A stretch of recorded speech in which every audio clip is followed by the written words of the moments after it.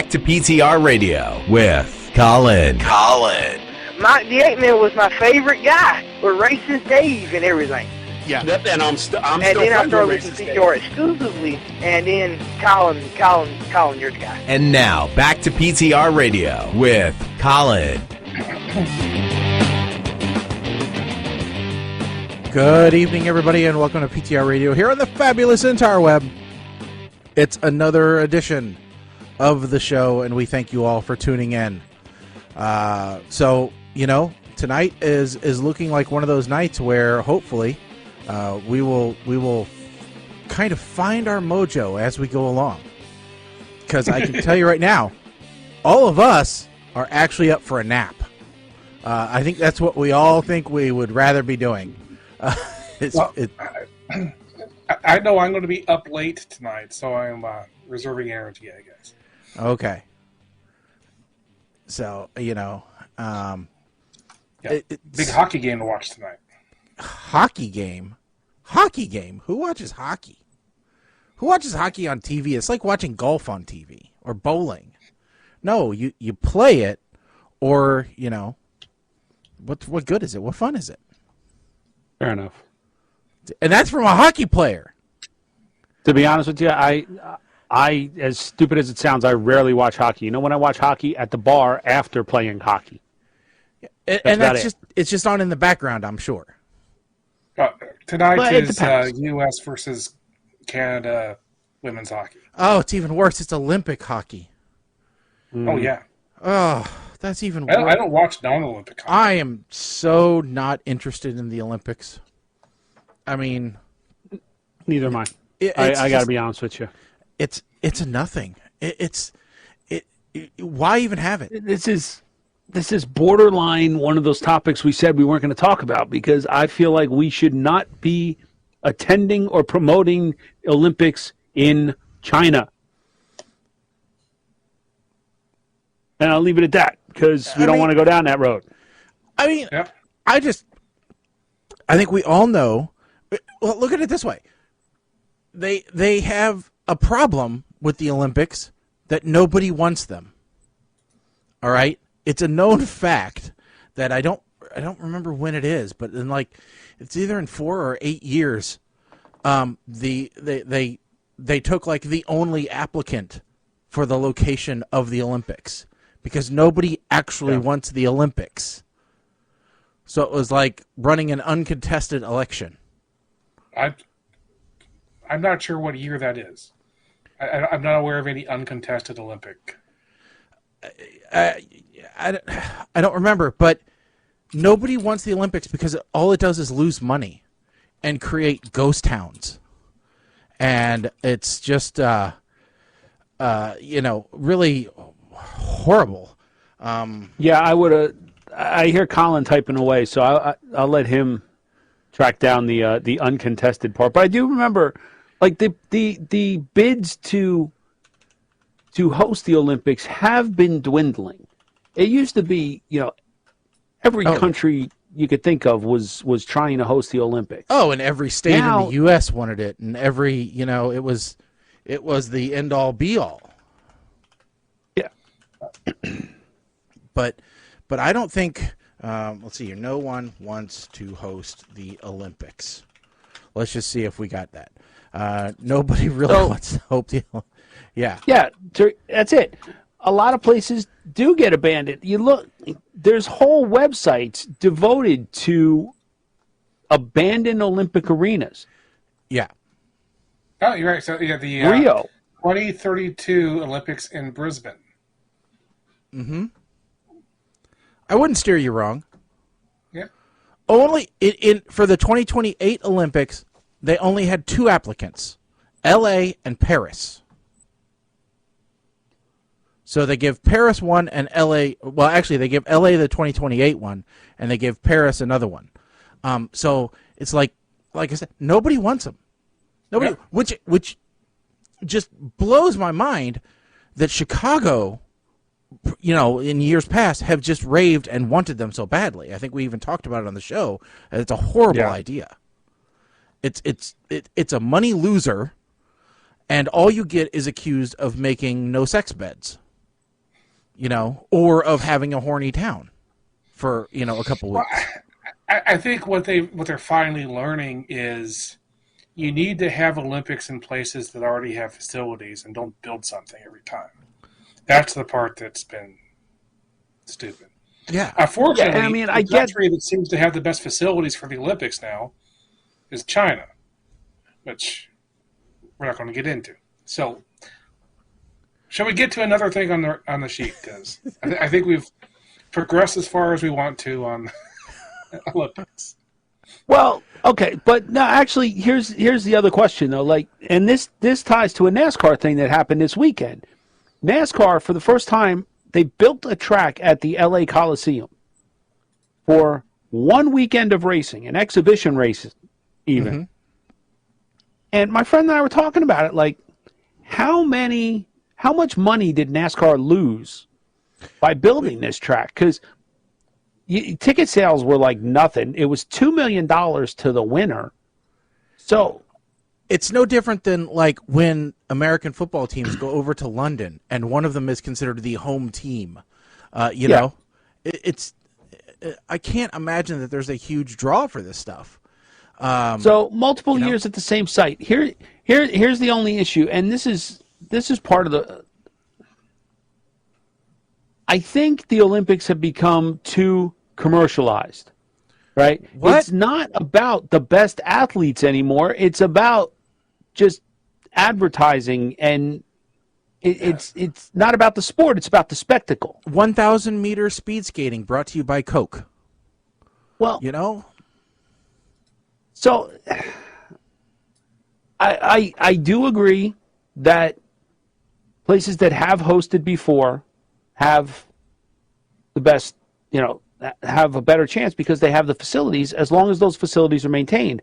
But at the same time, if a nation has a good athletic program to begin with, they're going to have these facilities. They may not be all in the same city, and that's where I think the United States gets foolish because they promote the Olympics in a city. Well, right. I mean, that's one of the problems of having the, a larger country, geographically, and having all these little fiefdoms within the country that all want their piece of the pie is that then we don't have USA awarded the Olympics. We have Los Angeles, Denver, et cetera. Those Atlanta awarded the Olympics. It's not USA. As much as we chant USA during the damn games, Here's what I think we need to do, okay? Greece was on the verge of bankruptcy, right? Yeah, still is from what I understand. Okay, so if the world claims Greece in bankruptcy court and converts it to Olympic islands, you have a permanent non-specific spot to have the Olympic Games every year. And they already have a negative annual GDP growth. So losing more in Olympics isn't going to hurt them. So the question then becomes, all right, if we claim Greece as the Summer Olympic home for all eternity, the birthplace of the Olympics becomes... It's fairly close to the equator. We get nice summer times. Right. So there's good food. Where do the Winter Olympics go? That is the question. I think it can only go to Norway or Greenland or someplace where it is always freaking cold. But there's no Arctic nation on the verge of bankruptcy. That's the problem. Well, you're right, because most, for example, Greenland actually does pretty well because of their geothermal energy reserves. I think they have a pretty good, gross domestic product. But let's think about that. So, what if we took over the South Pole? Nobody lives there. The polar bears aren't going to be there much longer anyway, so they won't mind. Yeah, there's a distinct lack of mountains. We can build them. You're going to build something anyway for the Olympics. You're going to build a mountain. Sure. Well, Hey, here's they the did it idea. at Disney. You build the arena. You should know For, this, like- Colin. You live there. They did it at Disney. We can do it here. So if you build the arena, right, and you build up on the roof of the arena to make a mountain. Yeah. So it's dual purpose. It's a ski slope / speed skating oval / hockey rink Yep. / figure skating / velodrome. Yeah, because we already got Santa Claus at the North Pole. We should have the Olympics at the South Pole. Even it out Oh, a that's a little good bit. idea. Yeah. I mean, So, okay, but here's the thing, though, because you're making this way too complicated, Shaggy. I'm making it complicated by building Santa's Village What on the is one South of the Pole. most famous mountains in the world? Are Rushmore. you going to say that we're going to blow snow on Mount Rushmore and make them No. use the nose off of somebody for a ski jump? Vesuvius. No. Mountains in McKinley. mythology that actually exist. Mountains in mythology that actually exist. That's a Pompeii blew up, so I don't know. Yes. But Mount Olympus is Olympus. still there. Okay, so wait. So we're back to Greece. So Yes, that's the point. No, Like, the- why are you trying to move the Winter Olympics anywhere but your new Olympic island? But do they get okay. snow? I don't know what the winters are like in Greece. They have ski resorts there. Okay. Oh, there hey, we go. cool. They have All the right. Mount Right, so Olympus at Greece- Tori Ski Center. All right. Sorry, all Greeks, but you no longer exist. You are now Olympians. Yes. Be proud of your new nation. And tell you what, you can keep the 5 rings as your symbol. My big fat Olympian wedding. Yeah. Olympic ruins. My life in Olympic ruins. Hey, that could be a documentary. And hey, the whole relay of the torch will be much shorter. It will. They can go because they light that with a mirror using the sun, so someone could just light the torch and turn around and light the cauldron. Yeah. So I don't know why we go through all this work for the Olympics. We've got it solved. It's simple. Yeah. And some of the messages still aren't coming in, but Teresa wrote, the Olympics is just one big commercial with fireworks. And yeah, listen, I think I thought the opening ceremonies were still going on. Didn't they use like, drones you start last watching time? them- Not even fireworks? No drones this was year. that? It was a lame opening ceremony.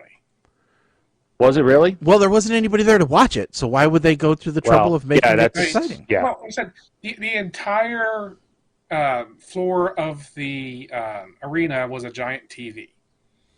And I said, why do I need them to have a giant TV to watch on my TV? I already have a TV. I don't need to watch somebody else's TV on my TV.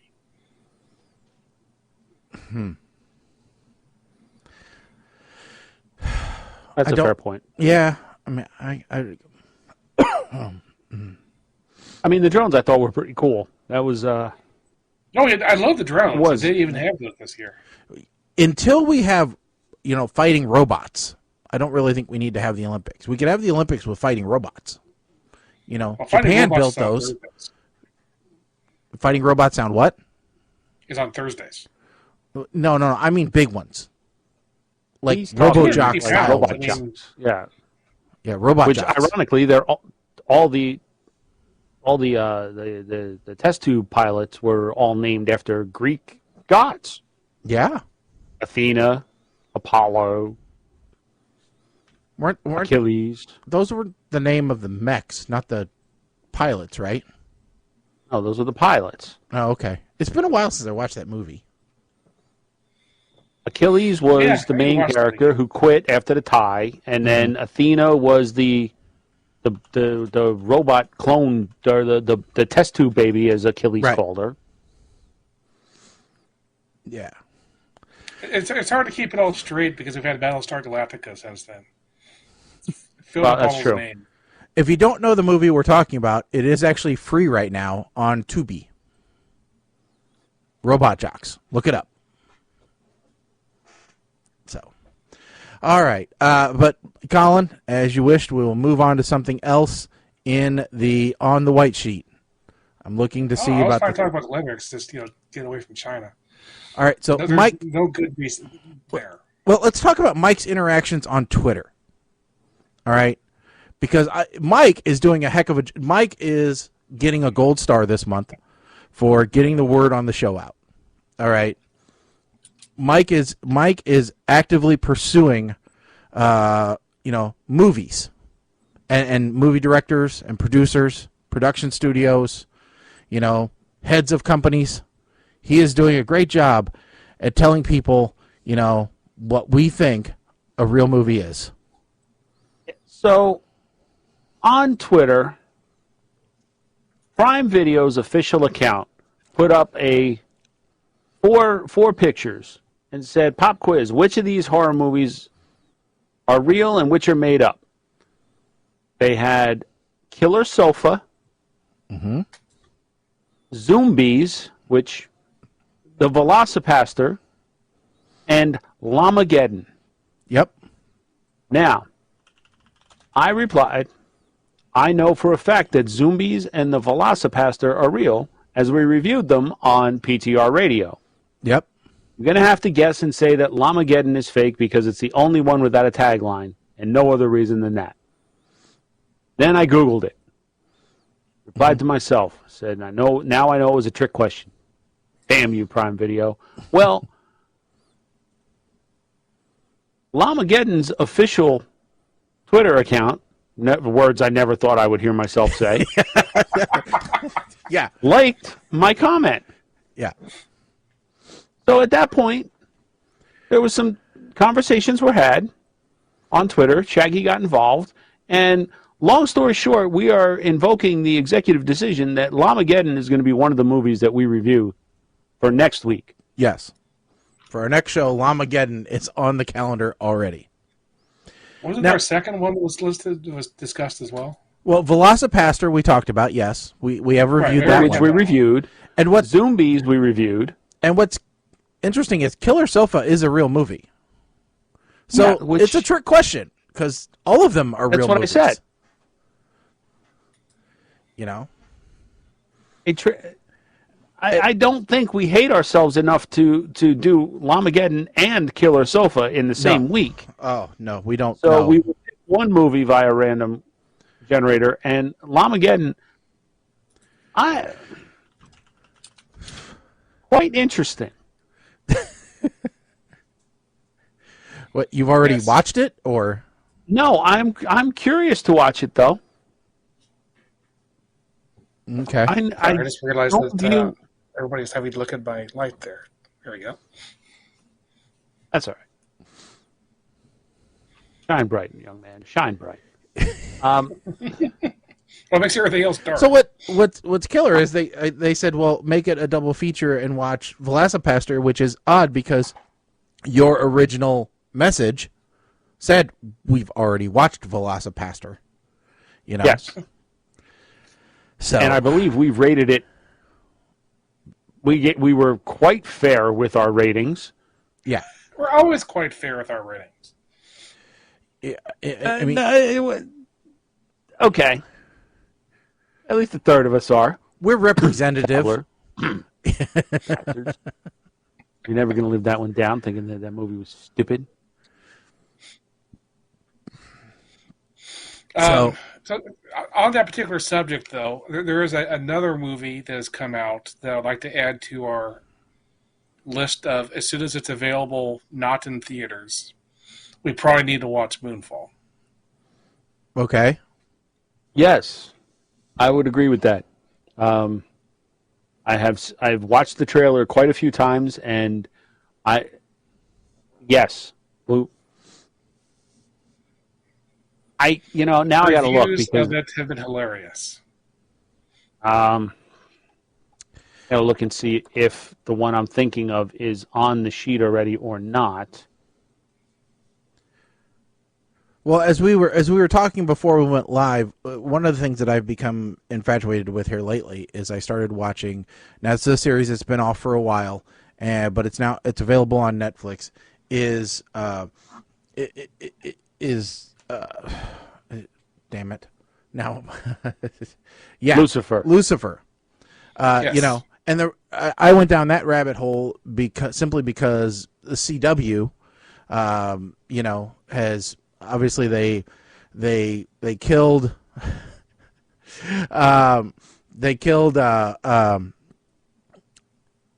they were talking about killing off the Flash. They've pretty much killed off Green Arrow. You know, so they're even though the Flash is signed for at least one more season, you know, there's no talk really of a Green Lantern. You know, they've speculated about it, but don't think it's going to happen, at least not with Diggle. So, you know, who knows what's next for the CW in the DC lineup. And so it was, and I had always kind of seen these little ads for Lucifer, and he'd popped into, especially like Legends of Tomorrow. So, you know, it's interesting seeing that show. So I'm into the second season now. So let's get a little deeper into this. Lucifer is a show that was on CW, canceled there, moved to Netflix. Netflix gave it another 3 seasons after that. I think it's now done. Yes, it's completed. But let's go back to the CW. Let's talk about what's going on at the CW. And actually, let me ask real quick, are you too familiar with what's going on with the CW? No, not totally. I heard that they were going through a rebrand. No, they're for sale. Warner Brothers has decided to sell the CW, which there's, yep. So Viacom, CBS, and Warner Media, NEC is selling CW. Nexstar is among the suitors for the broadcast network. Yep. So what's going on at the CW is they had some stuff that was already set up for pilot that they had previous arrangements for that they had to go for. So those have been approved through. There was some other stuff they had coming down the pipe, like Babylon 5, which, because they're looking at selling the CW, they've pushed that one off a year, which is almost never done, where you have a pilot script in, and usually if the network decides they're not going to buy the pilot to be made, that's the end of it. Yeah. Babylon 5, actually, they just moved it to next year. So it's still live because they really, really like the pilot. They just can't start something new when they're in the middle of selling the entire network. Yeah, so, and the CW has never been profitable, according to at least this article that I'm reading right now.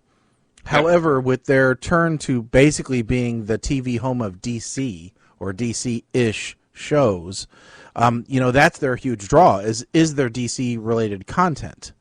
You know, other than that, the rest of their catalog doesn't seem to have anything of true value. Yeah, and with them not being owned by Warner Brothers, who owns DC, that opens up some questions of what is the future of the CW at all. Now, some of the stuff I've read said that Warner Brothers was looking at still keeping a piece of it. So as long as they have a piece of it, I mean, that'll be the flow where existing IP can still flow through. So we'll see. But yeah, CW and its shows are really up in the air at the moment. Yeah, I mean, if you look through a list of supposedly from Paste Magazine, you know, where I always go to for my entertainment news, you know, they rank the 15 best CW shows. Vampire Diaries, off the air. Smallville, off the air.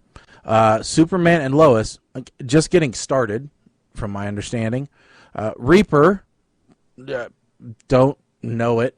Well, that's a good show. But is it off the air? Oh, it's been long off the air. All American, I don't know that show either. Everybody Hates Chris, which is, I believe, off the air. Riverdale, which is a DC-ish, I would say that's a spin-off comic, right? Black Lightning, off the air. The 100, that's off the air. iZombie, I believe that's off the air. Supernatural, off the air. Gossip Girl, off the air. Legends of Tomorrow, A Matter of Time, although it's a great show, I don't see it lasting long. Jane the Virgin, off the air. The Crazy Ex-Girlfriend, off the air. So their best days are behind them, is what this article says. They have no future. Just make sure someone doesn't come yell at us. So Riverdale is Archie Comics, not DC Comics. Okay. Yeah. So, yeah, all of our Archie fans out there, the crossover, that we have. Archie, Sabrina, the Teenage Witch, which is also Archie. I'm sure they're out there, and I'm sure we don't have any crossover whatsoever. Yeah. So, side note here, as I check Facebook, Teresa would like to know if we're doing the game this week. Oh, the game. The game is in the closet. I can go get the game, and we can do the game this week. We're talking about. Let's do the game. We're talking about Misery Index. Is that what we're talking about? Where you guess a number? Whatever game you can grab. Whatever game because I have full of it right here, which is the learn more about each other game. But that's not nearly as much fun, I don't think. Mike doesn't like it nearly as much as the Misery Index game. Let me grab that real quick. Okay, go grab that. And the other question is the phone working? Yes. Okay, so when we get the game ready, Teresa, if you want to be our audience participant, this ought to be fun. So I did find an article from 3 weeks ago, just to circle in on the Arrowverse, as it's called, really. Supposedly, and I don't know if this is still happening, but John Diggle he's reprising his role as John Diggle for Justice U, which looks like it's supposed to be almost like a Sky High, but DC version. And there's a theory that he's going to become Green Lantern in that. So I don't know. I mean, the whole news about the network itself, that's a whole other discussion there, I guess.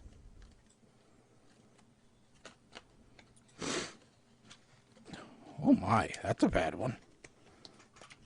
Oh God. Shaggy. Oh my, that's a bad one. Let me put that right on top. We'll end with that one. So the CW did buy some pilots. Like I said, they were the ones that they had to buy. So they bought Walker Independence, which is a new Walker Texas Ranger spinoff. Everybody was clamoring for that. That of all the possible ones. Yes, let's get Walker going again. The Winchesters, which is a hey, while we're at it, why don't we just go with Touched by an Angel? We'll put that one back on the air too. So, somebody dig up Della Reese. She's got more stuff to do. So the Winchesters is a prequel to Supernatural and Gotham Knights.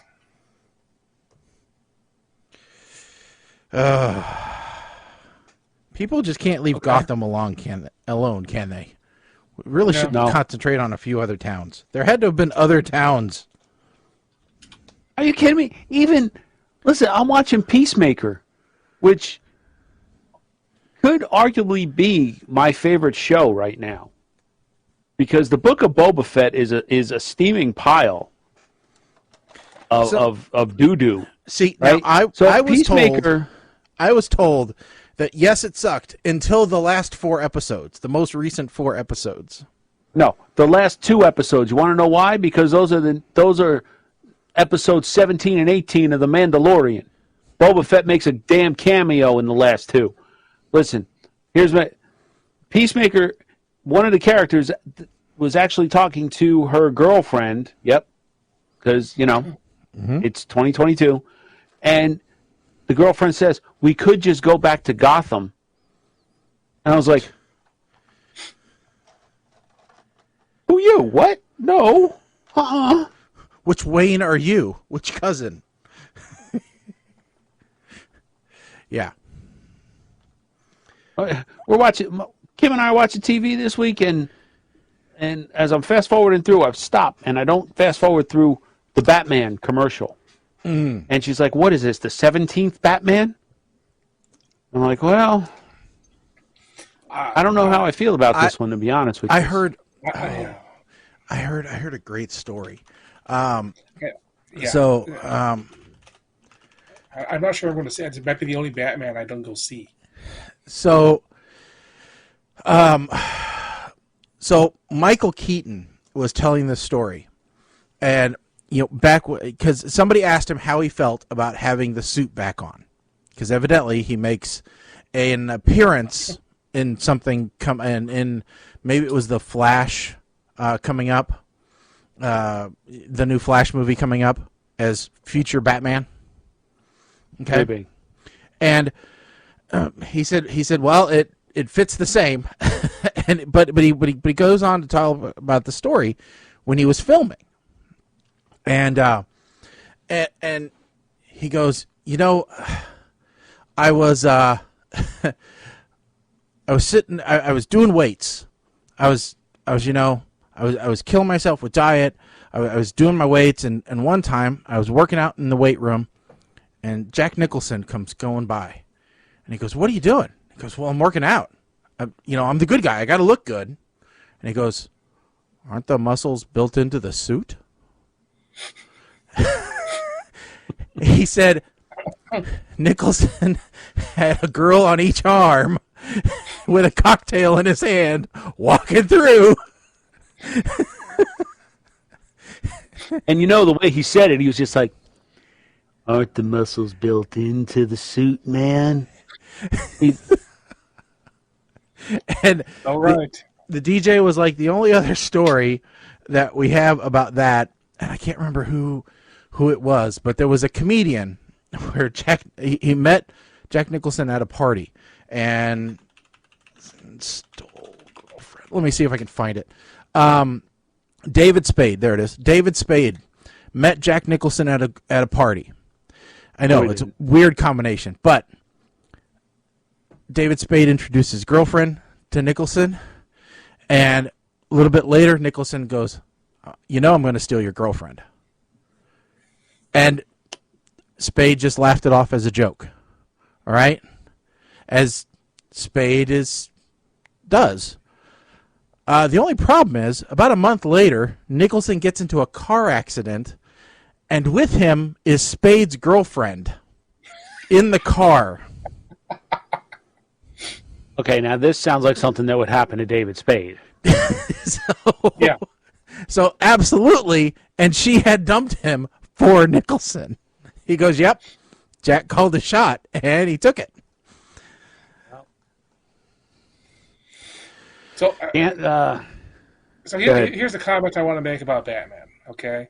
And that is, what they have forgotten with all these Batman movies is that Batman, above all else, is a detective. And these movies keep making it more and more and more of a WWE wrestling... vigilante? Just brawling vigilante. They make him Daredevil with eyes. Yeah. That's what they do. I was watching this going, this is not Batman. This is not one of the smartest superheroes, the one who knows how to defeat all the other superheroes because he figured it out, because he's the world's greatest detective. Also, the moment that they decided to cast Robert Pattinson as Batman was the moment I decided I'm not going to watch that movie. Okay, see, and that's why I said I don't know how I feel about this, because right, wrong, or indifferent, Robert Pattinson is one of the 4 reasons that Western civilization has begun a downward slope. I'm not going to ask what the other 3 reasons are. And so help me God, if there is a single scene where he sparkles. Yeah, let me ask the question: is it Robert Pattinson or is it Sparkles? I mean, if it's Sparkles, I completely understand it. They get everywhere. You can't get them up with a vacuum cleaner. Else but in that movie that sparkled did not contribute to the downfall of Western civilization the way that Pattinson did, because his Mannequin Skywalker-esque performance, "You will never see me again." But women loved him. And that was when they finally started to get woke. Right? Listen, I don't know what Hayden Christensen's doing these days. Nothing. But I feel like he would have been a better Batman. Because at least he knows how to throw a temper tantrum, right? "You betrayed me. You turned her against me." You know, he can throw a temper tantrum.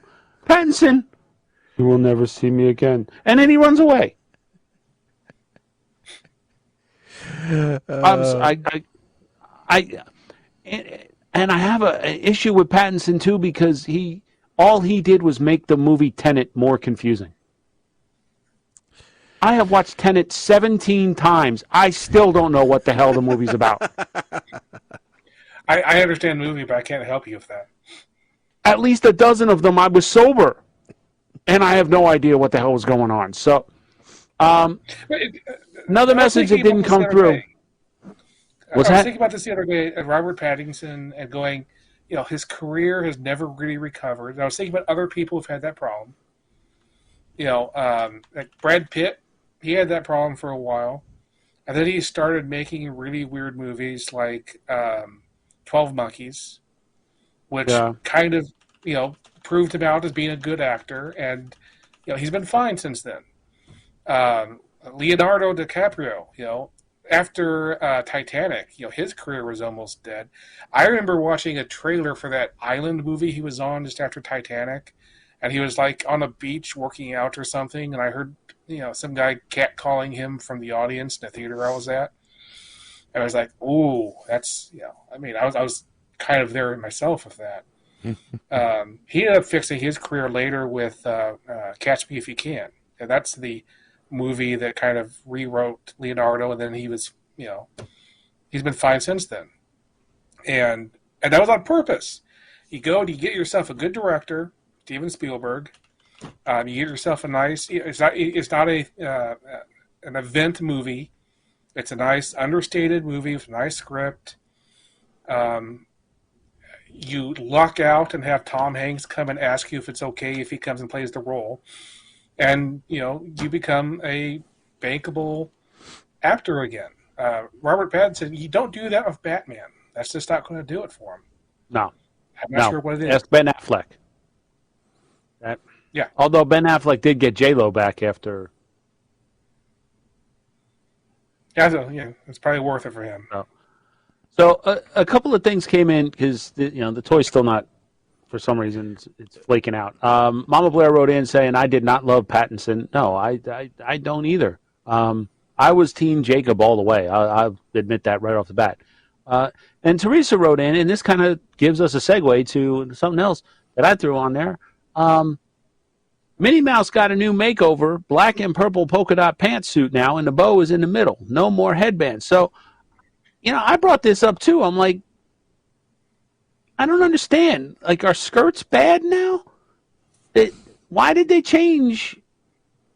Well, why did they feel the need to change Minnie Mouse? I'm not quite sure. Okay. Yeah, disclaimer, this is France, not in the U.S. Not everywhere. Who knows what's going on in France? Oh, well. Okay, so it's not it. So now she's Minnie Mouse is getting looks based on which park she's appearing in. Okay, I can respect that. Okay, so this isn't just a general overall change. Okay. Yeah. I figured you would know because you know all things Disney. Oh, that's good. Mama Blair says skirts have always been bad in my book. Well, unless you're protesting, I mean, I've worn them. It happens. One time somebody mistaked me for Mrs. Esterhaus, but that's.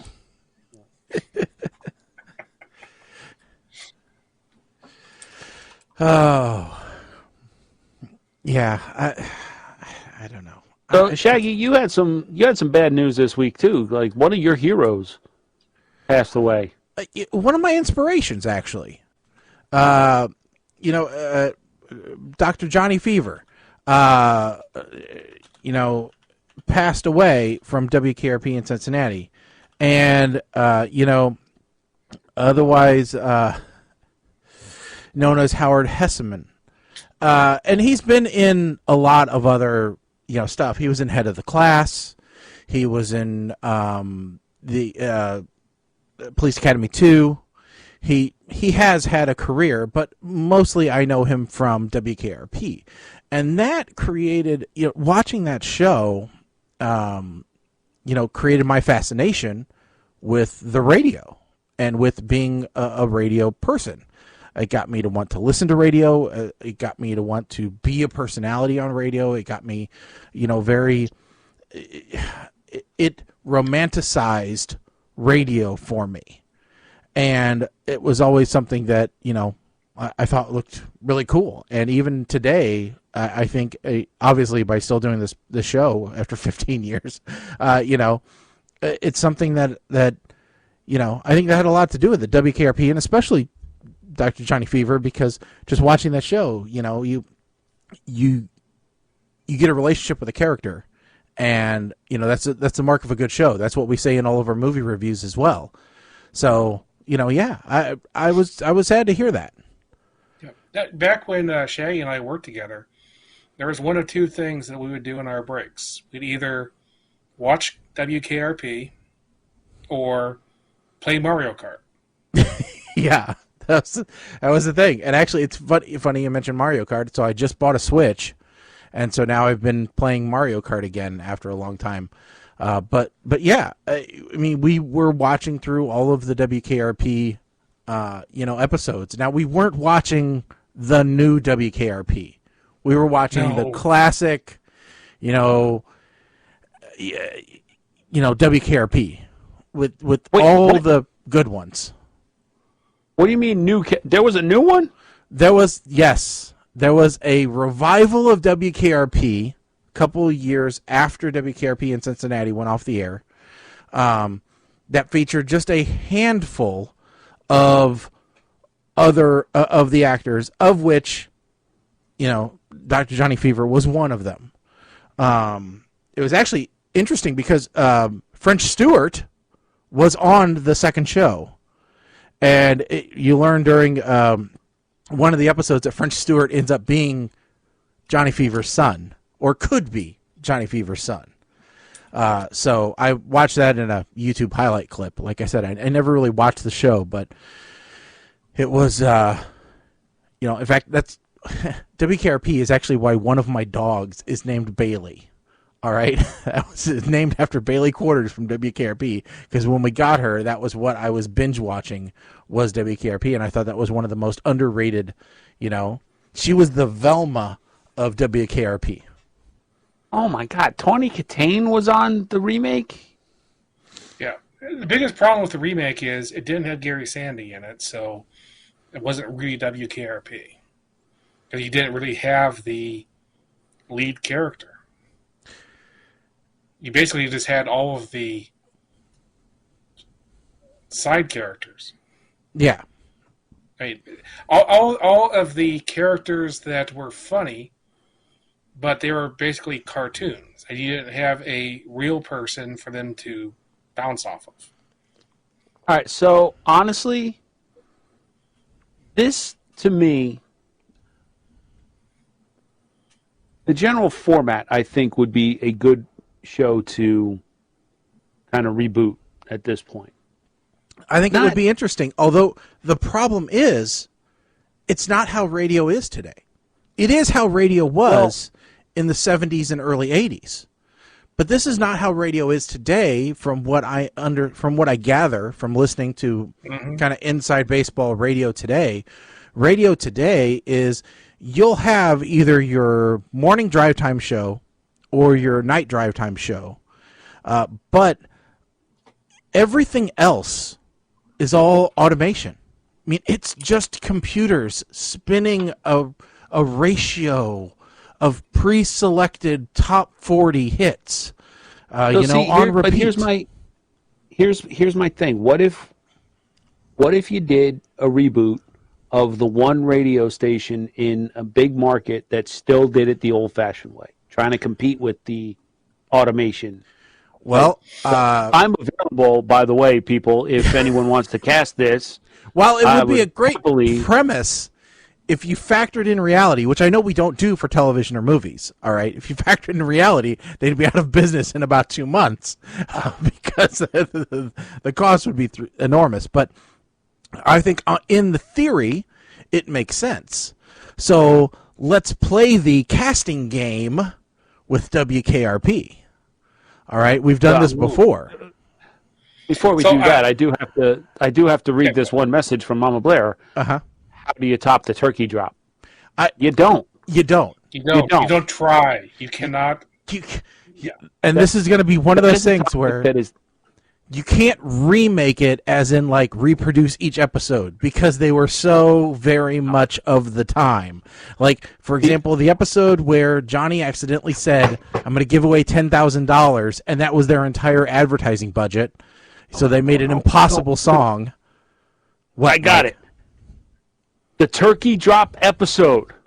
Mm-hmm. That's got to be the next one that Jimmy Kimmel does live. Yes. That is the only way you could redo that episode. Otherwise, if you did a reboot and you reference that episode, it's got to be something like somebody new says, well, I remember this one radio station where they tried to drop live turkeys, and then you see like Les in the background just go having a flashback kind of thing. Yeah. That's the only reference you make to it. But I think the turkey episode, that Kimmel, if you're listening, that's got to be the next one. That would be perfect. So I want to get into the casting game, Shaggy, because that sounds like great fun. But I will be stuck with this line in my head because this conversation has given me my next binge-watching old TV thing. Okay. Which is the spiritual successor to KRP, News Radio.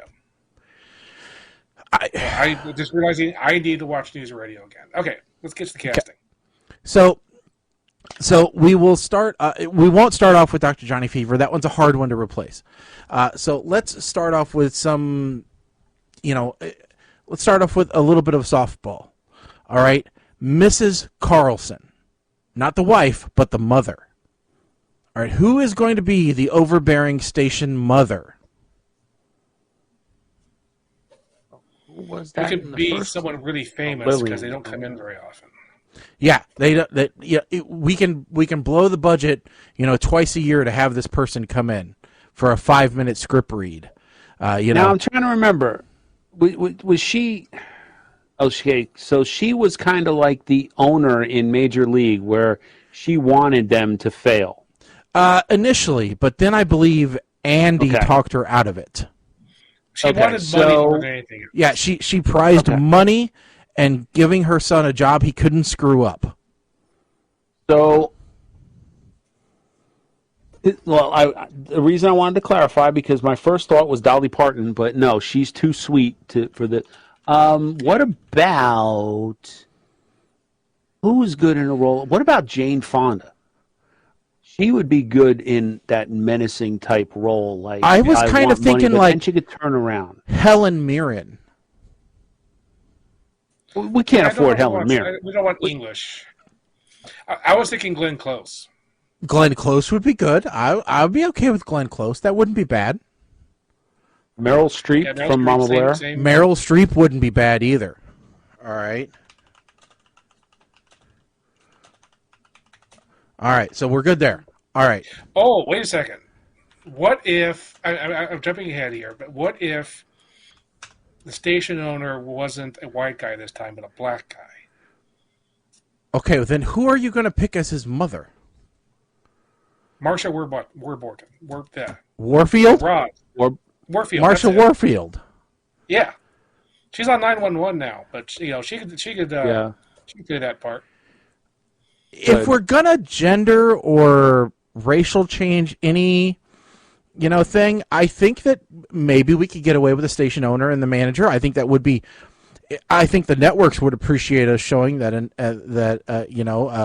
a racially diverse station starts at the top. I think that would get us some ratings points potentially, although it could get us into trouble later on. Because remember, Carlson is a bumbling fool, and they don't like it if you have, let's be honest, an African American is a bumbling fool. It depends on who you cast. I'm just saying, if we could cast someone, I don't have anybody in mind yet. Okay. Definitely would not want to cast a woman, because part of the whole point of what makes KRP work is you have a super intelligent secretary with a bumbling fool boss. So speaking of that, okay, so Arthur. All right, so Arthur Carlson. Let's talk about this. Maybe not going full bore the way you were thinking. What about George Lopez?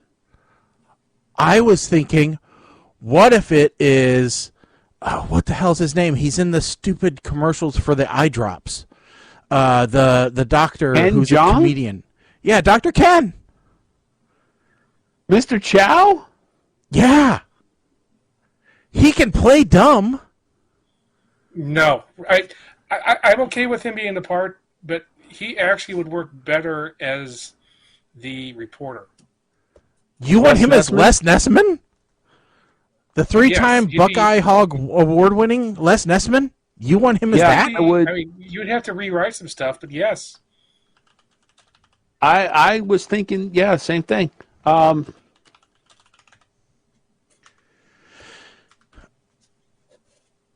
Okay, so let's go easy then. Who's going to be the... Wait.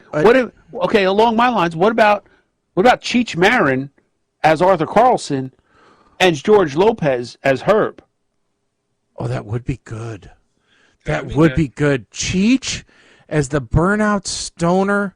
All right, I like that. I like this idea. I like Cheech as Arthur Carlson with Meryl Streep or Glenn Close as the disapproving mother, overbearing mother. Oh, what a casting this is. This is getting juicy. Oh yeah, that does kind of. No, see, hey, at that we point, never see his dad. We never see his dad, so he could have been Mexican. But at that point, instead of Meryl Streep, if we wanted to go down that road, we could pick they'd have to Rita be Moreno. significantly older. Who? Yeah, we could. Rita Moreno. I was kind of thinking. Yep, she'd be able to do that. Okay. I don't want to get past the fact that as good as I like the Cheech thing, I do like the Cheech. The George Lopez as Herb is masterful. I don't want to let that one go. That's beautiful. Okay. So, boy, we do have a racially diverse cast. I will tell you this right now.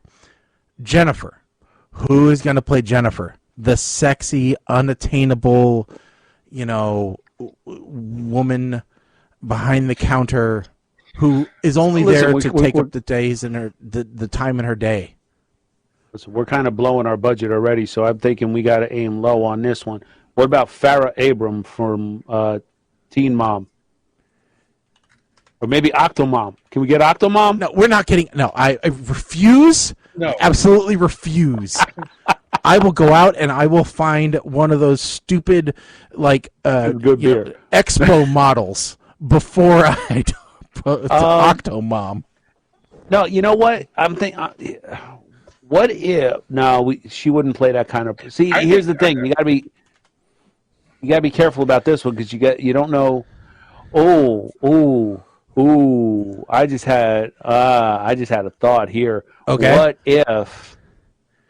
What if instead of, because when this was shot, it was Lonnie Anderson originally. Yes. Mm-hmm. The buxom blonde was the receptionist. Mm-hmm. What if we went with the flamboyant... We're not going with a cross-dresser. Well, I wasn't going cross-dresser, but I was going homosexual. No, because Herb has to be infatuated with her. Herb is not going to be attracted to a transsexual. Okay, that's a fair point that we okay. How about actually, this might work. All right. Hold on. I'm going to give you a potential. We'll see what the budget says. All right. Leslie Ann Brandt. She plays Mazikeen. She played Mazikeen on Lucifer. All right. That's why I went with her. She's an unknown, little-known actress. All right, I think that's actually important for Jennifer. You don't really want someone well-known. Yeah, I want somebody that is, like secret hot. I was right. Somebody nobody knows. Well, I was going a little different. I was thinking Chloe Bennett, who you may know as Daisy/Quake from Agents of S.H.I.E.L.D. Isn't she a little young? Remember, George Lopez has to be hitting on her. So you've got to be 30s at least. Yeah, you killed me here. Yeah, you're right. Okay. Well, she's 29. I mean, it's close enough. It's not close enough. You could because that could be another new plot point. Like George, you got to stop that. Yeah, I'm trying to find Lucifer's mother because that actress looked amazing. Who played? I think it is a fair thing to say that maybe the Herb hitting on her all the time might be a plot line that needs to be dropped. I mean, we are trying to make this a current show. You're saying that sexual harassment in the workplace might come into play, and we might get shut down by the PC cops. Is what you're saying? I'm saying that if you're watching a current show, even people who aren't in the PC cops may have problems watching it. Howard gets to hit on Penny all the time, though, in Big Bang Theory, or he did. This was only a few years ago. I think we can pull it off. It just has to be skillful. I think suddenly Herb can't be married anymore. One. All right, that's a problem. Okay, Herb can be recently divorced. We'll just play that angle. All right, instead, because that makes him more of an everyman as well. So I'm happy with that. But anyway, so Jennifer, we're a little bit stuck on because we got money problems and we've got casting issues. But let's see here. So the other one that we've got. So we got suggestions about RuPaul, Ariana Grande. No, that's too young. I was thinking Demi Lovato, but that would just piss me off. That would make it unwatchable. Yeah. And then I was looking. I was trying to find. I was thinking about Justina Machado, but I hate to say this. I don't want to be. I don't want this to be Latin centric, and that's where my mind is going right now. Yeah, we're going a little too far with if we go back to Infinite Money, if we're going crazy. Let's say that Amazon is paying for this. All right, this is an Amazon Prime exclusive. Yeah. All right. So, Bailey Quarters, the quiet, reserved, but secretly in love with Shaggy character of yes, that one. It's like I said it perfectly. It's the Velma. All right, you got to have the Velma vibe. So actually, I would say let's cast Velma. Literally, let's cast Velma from the Scooby-Doo movie. Oh, wait, you mean Mockingbird? Linda Cardellini? Yes. Let's cast the glasses-wearing, but could be put in pleather and make your toes curl. Yeah. Okay. All right. I'm actually okay with that. So my dog is not happy. She's already been fed. I don't know what else she wants. So, but yeah, I think that would be a good casting. Well, I guess I was just looking at those characters and going, I was thinking Ariana Grande, right? And I was thinking, what about Taylor Swift?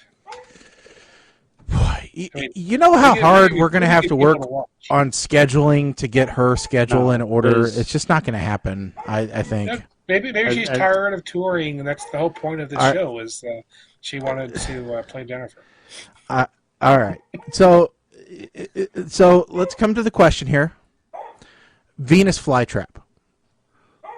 Pick someone for Venus Flytrap.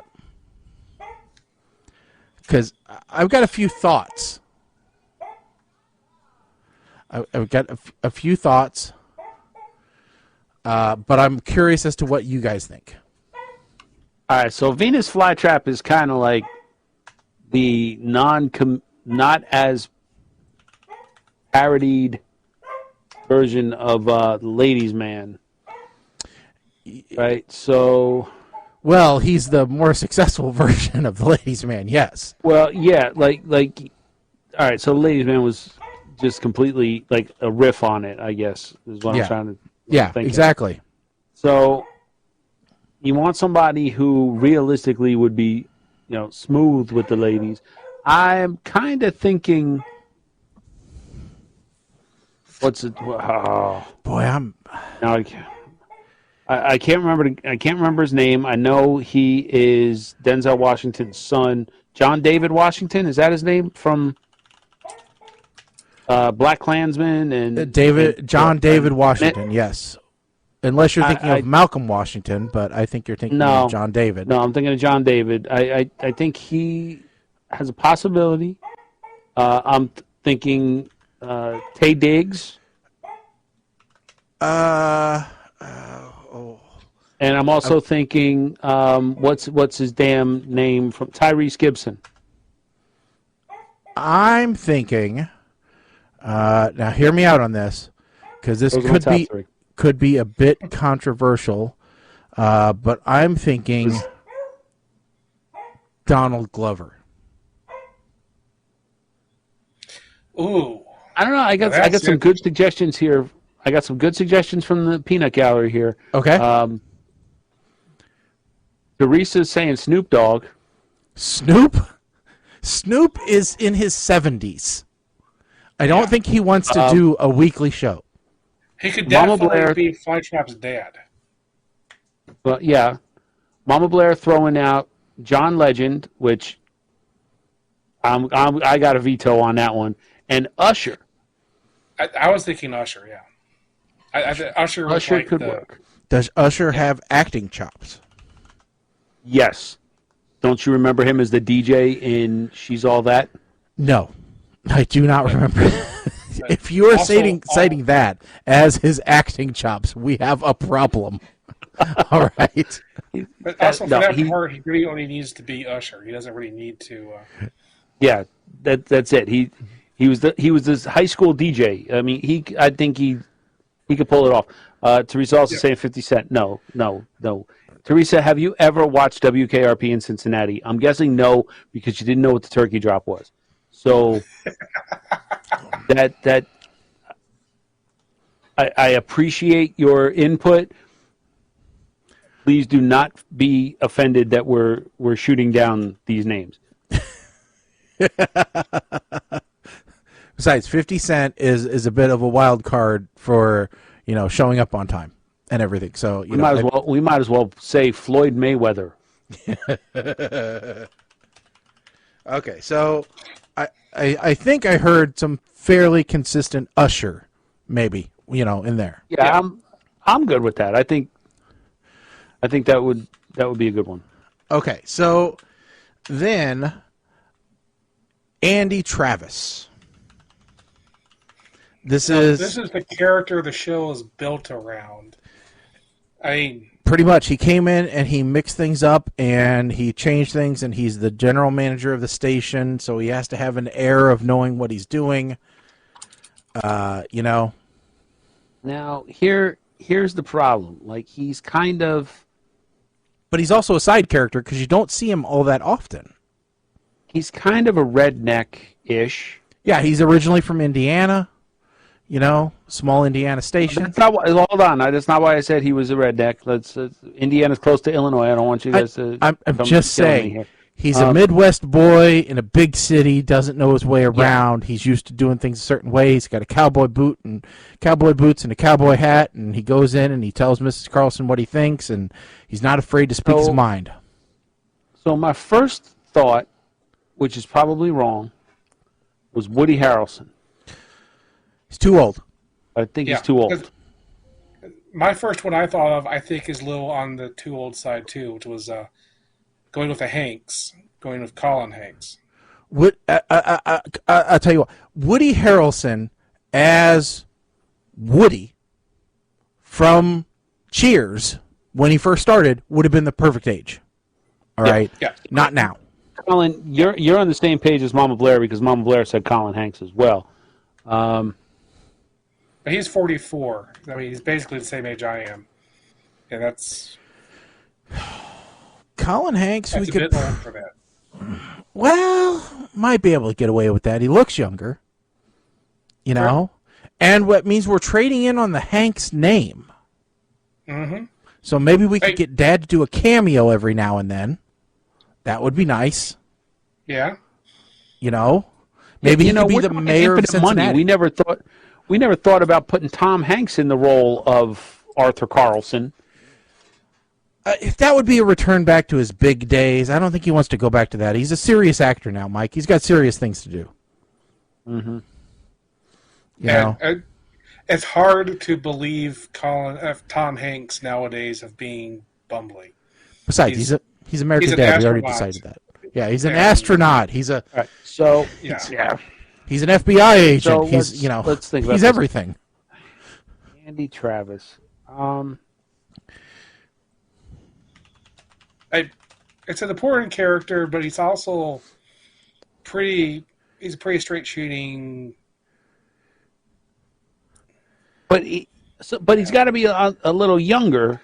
So like Mark Wahlberg wouldn't be a good fit. No, boy, 10 years ago he would have been. Personality-wise, because Mark's got that go-getter business attitude. He'd be believable in the role. Doesn't take any crap. Yeah, I mean, boy, who's a young Mark Wahlberg nowadays? Tom Holland. Tom Holland is Spider-Man. We can't fix that. Nobody's ever going to look at him and say he's not Spider-Man. Tom Holland is in Uncharted with Mark Wahlberg. But they're always going to say, "Oh, Mark Wahlberg's playing opposite Spider-Man." That's what they're going to say. We can't fix that. We can't have an MC character. We can't have a Marvel Tom Holland character. is great, but I don't see him in the Andy Travis. And he's too young. He's too young. He looks too young. What about Harry Potter? What's his Daniel Radcliffe? Daniel Radcliffe. He could. I have not heard his country accent before. He doesn't necessarily have to have a country accent. We're rewriting this. He came over from Britain. Nah. Yes. Disgraced. He turned around the BBC. I got it. Disgraced L.A. program manager who comes to Cincinnati because he can't get a job in L.A. anymore. So he moves down market. But that's not the character, though. No, listen. And now he's trying to implement his big city ideas in Cincinnati, which isn't the same marketplace. See, now you're rewriting the whole plot of the show, though. KRP. Well, somebody's Andy confusing Travis Daniel Radcliffe and Daniel Patterson, and Robert Patterson. So evidently we have a conflict. This is someone who's trying to be ambitious, not someone who ran away from something. Question is, are we going to get the same problem where they're going to go, well, Harry Potter's in charge of a radio station. This must be Air Hogwarts. No, because he's done Guns Akimbo, so he's like completely... Okay, but other than us three, who has watched Guns Akimbo? He did that movie, what is it, Horns? or something. I guess he did Now You Can See Me And he's 2. about to be Weird Al Yankovic.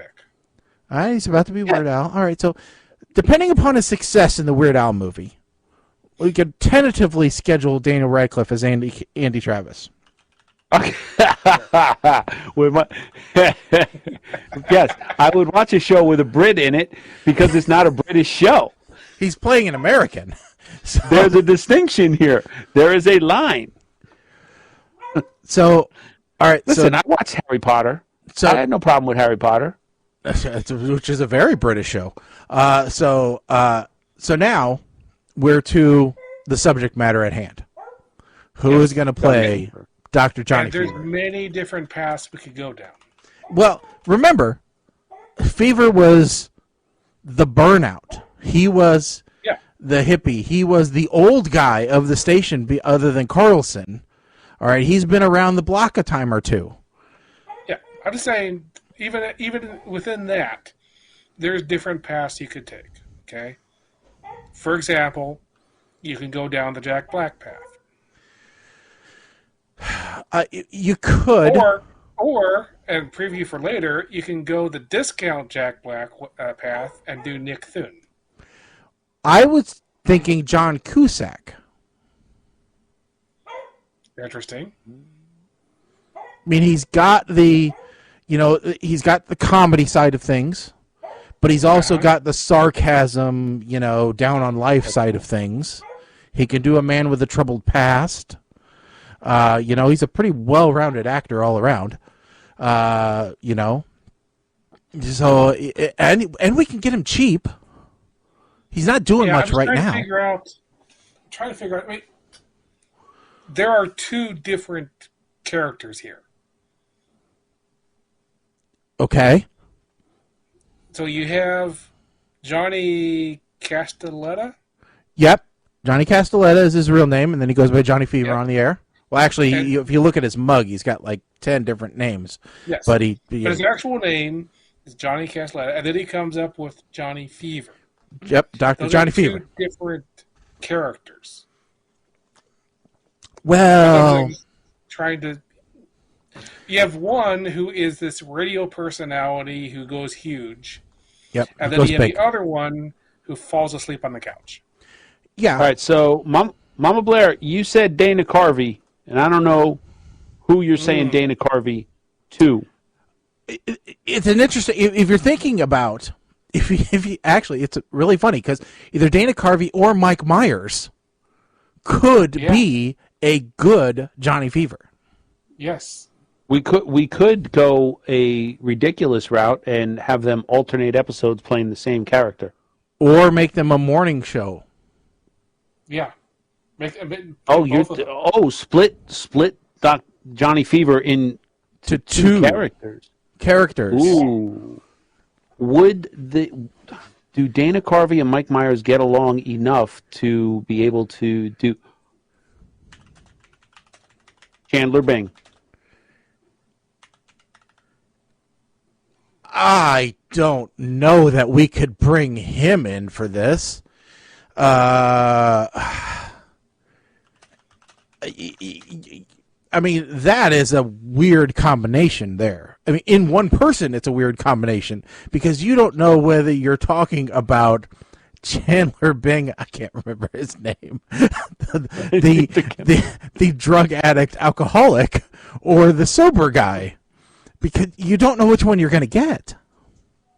Also, can he do I have seen no evidence whatsoever that he can actually play any other character. The whole 9 yards. Well, no, that was kind of Chandler He's Bing. had several television shows. Matthew Perry? Yeah, Matthew Perry is his name. Matthew Perry. Yeah. Actually, the whole 9 yards was not... I didn't think it was a bad show. Well, wait a second. He played an out-of-work sports agent or something. He has the neurotic side. No, I realized I had the wrong character. Okay. Who are you thinking? So, yes, you have a point. So the answer is Dana Carvey and Mike Myers have mended their fences. In fact, I do remember this because they were in a commercial not but like a year ago for like eating local on Grubhub. Yeah, that's true. Yeah. So they had a falling out, but they have now since fixed. It took them 20 years, but they have fixed their problems. Yeah. Just to explain, I was thinking Joey, not Chandler. Oh, and no. Matt LeBlanc Cannot cannot play anything other than Matt LeBlanc. Matt LeBlanc even played Matt LeBlanc on Top Gear. Let's be completely serious, all right? Yes. He played Joey no matter where that is he who I went. was thinking of, and yes. But no, I think making them a morning show would bring an interesting dynamic and a bit of realism. And see, here's the thing. Like, I do believe that Matthew Perry could play this role, but this is the central one of the central characters, if not the central character. He has to be strong. He is not going to. He has proven he cannot headline a show. He can't hold a cast anymore. together. Yeah. So I think you do need, but Mike Myers has kind of a reputation of being difficult to work with. So really, I hadn't heard that. I'm trying to think. I mean, at this point, so now I'm also thinking, is this the kind of movie that, or kind of role that maybe Bruce Willis could pull off? You want Bruce Willis as Johnny Fever? You know he works cheap, and he's still a name. But when he works cheap, he works for 10 minutes for the entire run of the show. I mean, and does not act. Yeah, and he doesn't act. He just reads lines off of cue cards. There's no emotion in it. Okay. It's Tim Allen's character in Galaxy Quest. And Where he before you thinks he's ask, just going no, to we pull can't something. have Tim Allen play Johnny Fever either. Whoever's thinking Tim Allen, no, we can't. All right. So, but I think it's an interesting idea to change them a little bit. Yeah, I keep thinking of people, they're realizing, they're about 10 years too old. Mama Blair saying as Jennifer Cicely Strong. I don't know who Cicely Strong is. SNL character. That's actually very interesting. That would be. You know what? I do like her. She has the appeal when she dresses up, that's for sure. Oh, yeah, she's got the appeals. Both of them. Yeah. So, Got comedic chops. like I said, this is an extremely diverse cast that we have gotten. Yeah. So, all right. So what we know is when this eventually gets remade, and Amazon, puts it out using our exact casting list here of Meryl Streep or Glenn Close or Rita Moreno for Mama Carlson, Cheech for Arthur Carlson, Cicely Strong for Jennifer, George Lopez as Herb, Dr. Ken for Les Nessman, Linda Cardellini for Bailey, Usher as Venus Flytrap, Daniel Radcliffe as Andy Travis, and changing Johnny Fever into a morning show of Dana Carvey and Mike Myers. We know that they listen to PTR Radio. Someone at Amazon, now, I'm not saying that Jeff Bezos listens, but someone in their Prime Video listens. So when this gets made, we will know about it. And everyone will go, listen, I knew that this was going to happen beforehand because I tuned into PTR Radio. As well. Yeah. And we didn't do anything stupid like try to give ourselves roles. No. Oh, no. We've got walk-on cameos as, ad buying people or something. I mean, we're not going to take major roles. That would be silly. Yeah, it would be an episode when... we'll be protesters outside the station when they change their format. Well, the protesters who actually, the protesters with the bomb who, actually invaded the studios. And we'd be, the ones who broke into the actual... took over the transmitter and started broadcasting our propaganda. Oh, that was a great show. He literally just combined the plot of Airheads. Why didn't... What was that damn... what? I just thought of a singular character for Bump Johnny up the Fever. volume. Who? If you say Brendan Fraser. Brendan Fraser. Oh. He works cheap. He's available. It doesn't matter what he looks like, so he doesn't have to work out. You know what? That's true. He would have that. He would have like that swagger coming in, like I'm all that, but really I used to be all that. Yeah. Yeah, I like it. But could he carry? When If he's we had to go singular. when he's on, he's on. You have to admit it. When he's good, Yeah. he's great. It's just I when think he's bad, part of this he sucks. All right, so here's the thing. I think. And he's done pretty good with the Doom Patrol. All right, so I'm going to give you the delineation of when we would go with him versus when we would go with Harvey and Myers. Mm-hmm. If this is on network or cable or broadcast, we got to go Harvey and Myers. Okay. If it's on a platform where the language can get a little rough, we go with Frazier. Where Booger is Because not what got him kicked off the air. No, where what got him kicked Booger off the is air definitely- was something like he had sex with a listener In a church. We'll on use the- a real on the story. well, either that or on like while on the float float? in the Thanksgiving parade. Yeah. That would work. That would work. So something like that. Then we got a Because- redemption arc.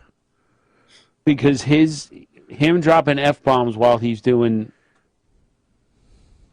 talking, not on the air, but I think that's a key role or key thing to him playing this role. Well, that would be if we had Samuel L. Jackson playing a role. But yeah, he play MFer would be every other word. But yeah, for sure. Well, So all right, so there we go. I think we got it set. All right. So see, guys, this is the kind of games that we play, but we could also still play. And if you're interested, go ahead and call in 217-787-0232. We got a few minutes left before we get to our double feature movie review. If you're interested in playing S Happens. That's right, otherwise known as the Misery Index. We give you a card. We give you a card and a subject. What'd you say? I said we'll have to do that quickly. Yes. Just saying. because the movie reviews are going to take that long. Yeah, the I'm movie sorry. reviews are going to take a full 30 minutes. No, they're not. I'm sorry. I had to throw out my new Johnny Fever. Okay, go ahead. Mark Hamill. I don't know, because we're going to get Star Wars references all day long. This is not what. Okay. No. Okay, let's get our game going. All right. So, yes, if you want to call in 217-787-0232, you can be on the air and you can play along. Otherwise, make sure that you type in very, very quickly. Which, by the way, it's really weird. We have some voicemails, on our system, and so, but I believe, and we'll do this after the game, I believe if we check them, they're all for someone who used our number to register for a loan. So it could be interesting. All right, so we'll start off with you two just to get the ball rolling a little bit. Misery Index, a scale from 0 to 100, 100 being the worst, 0 being like stubbing your toe on the bed. Your spouse becomes an alcoholic. What do you think it's going to be? Colin, you go first. Spouse becomes an alcoholic. What was the range again? 0 to 100. 0 to 100. Okay.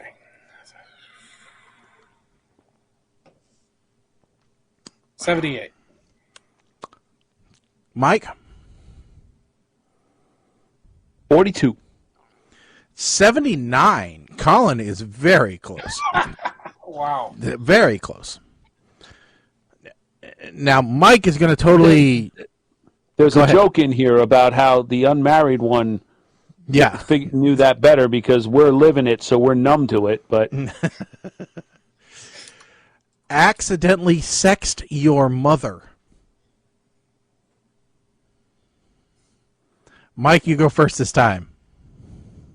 85. Colin, accidentally sexting Mama Blair. I'm going to go with Price is Right rules on this one and say 84. It is 17 and a half, which there's no way I believe that number. I believe I would rather have I think I would rather have an alcoholic spouse. Mama Blair said 56, so she was closer. Yep. Those All digits are in the wrong order. Your favorite neighbor dies.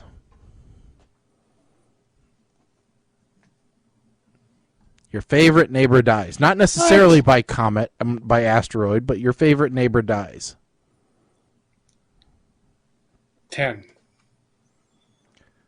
Mike?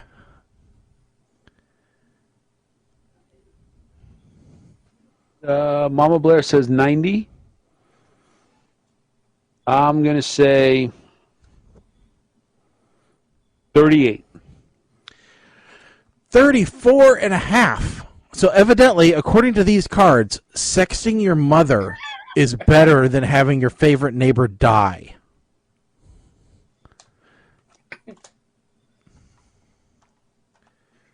Let's see what we did that one. Driver's license. Done with next door neighbor of what was his name? Wilson? Home Improvement. Wilson. Yes. They must have been thinking Wilson died. Driver's license being suspended.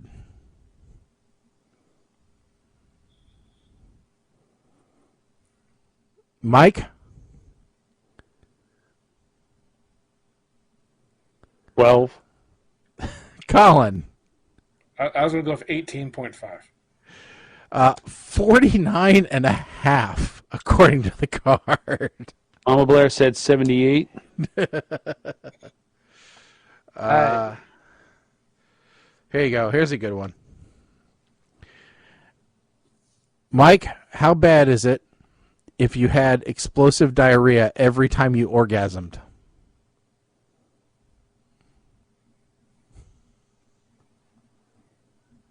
One, that's a lot of laundry.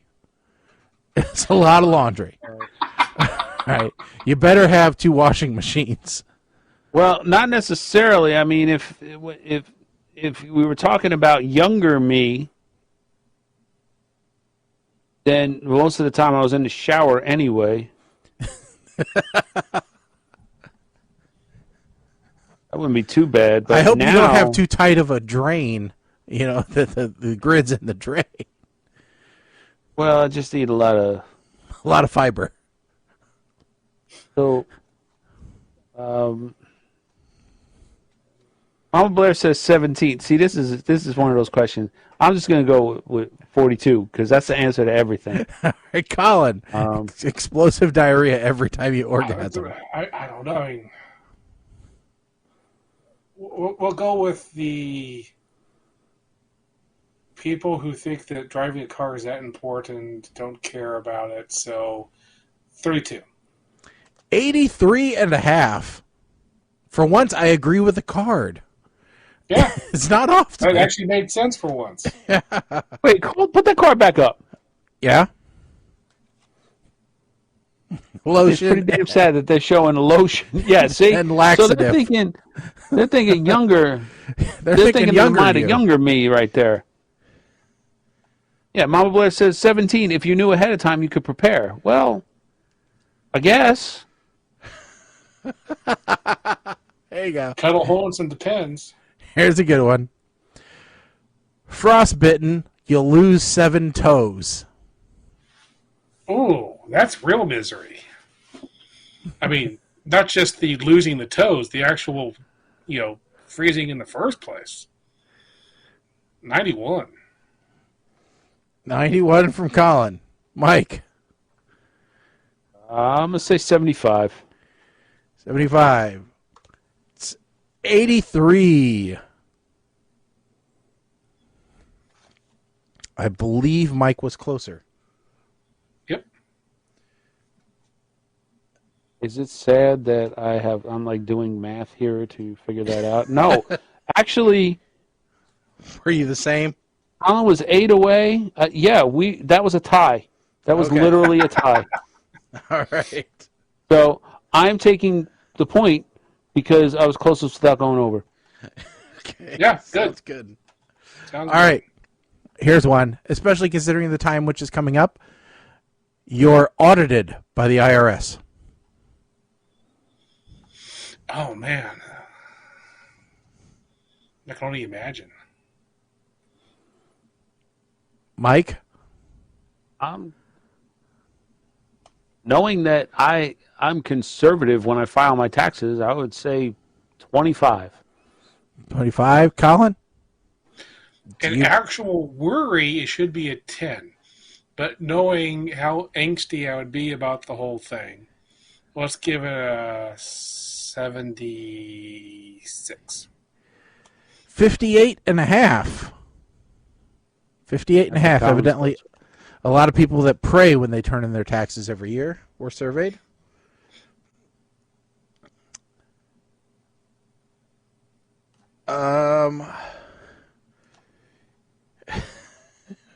There's one, Mike.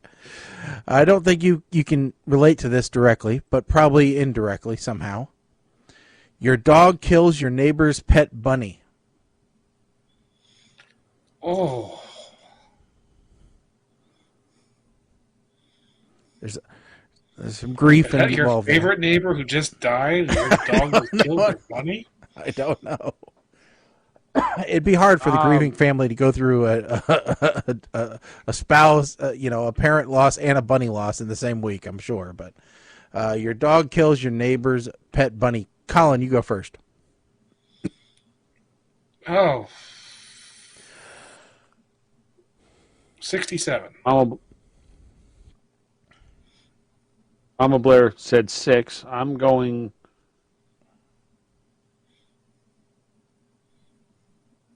Why the hell not? 42.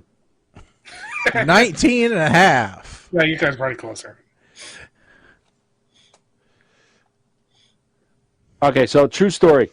Mm-hmm. It wasn't a pet bunny, but I have talked about on the show several times before about how the neighbor behind us had pigeon coops when we first moved in. Mm-hmm.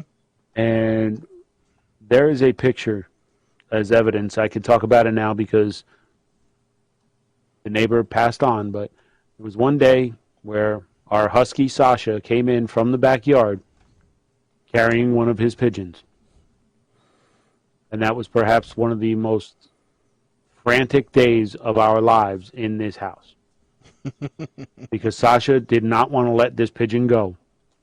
She's prancing around all proud in our back room with this pigeon. And we didn't know if we should tell the neighbor or not. Spoiler alert, we never did.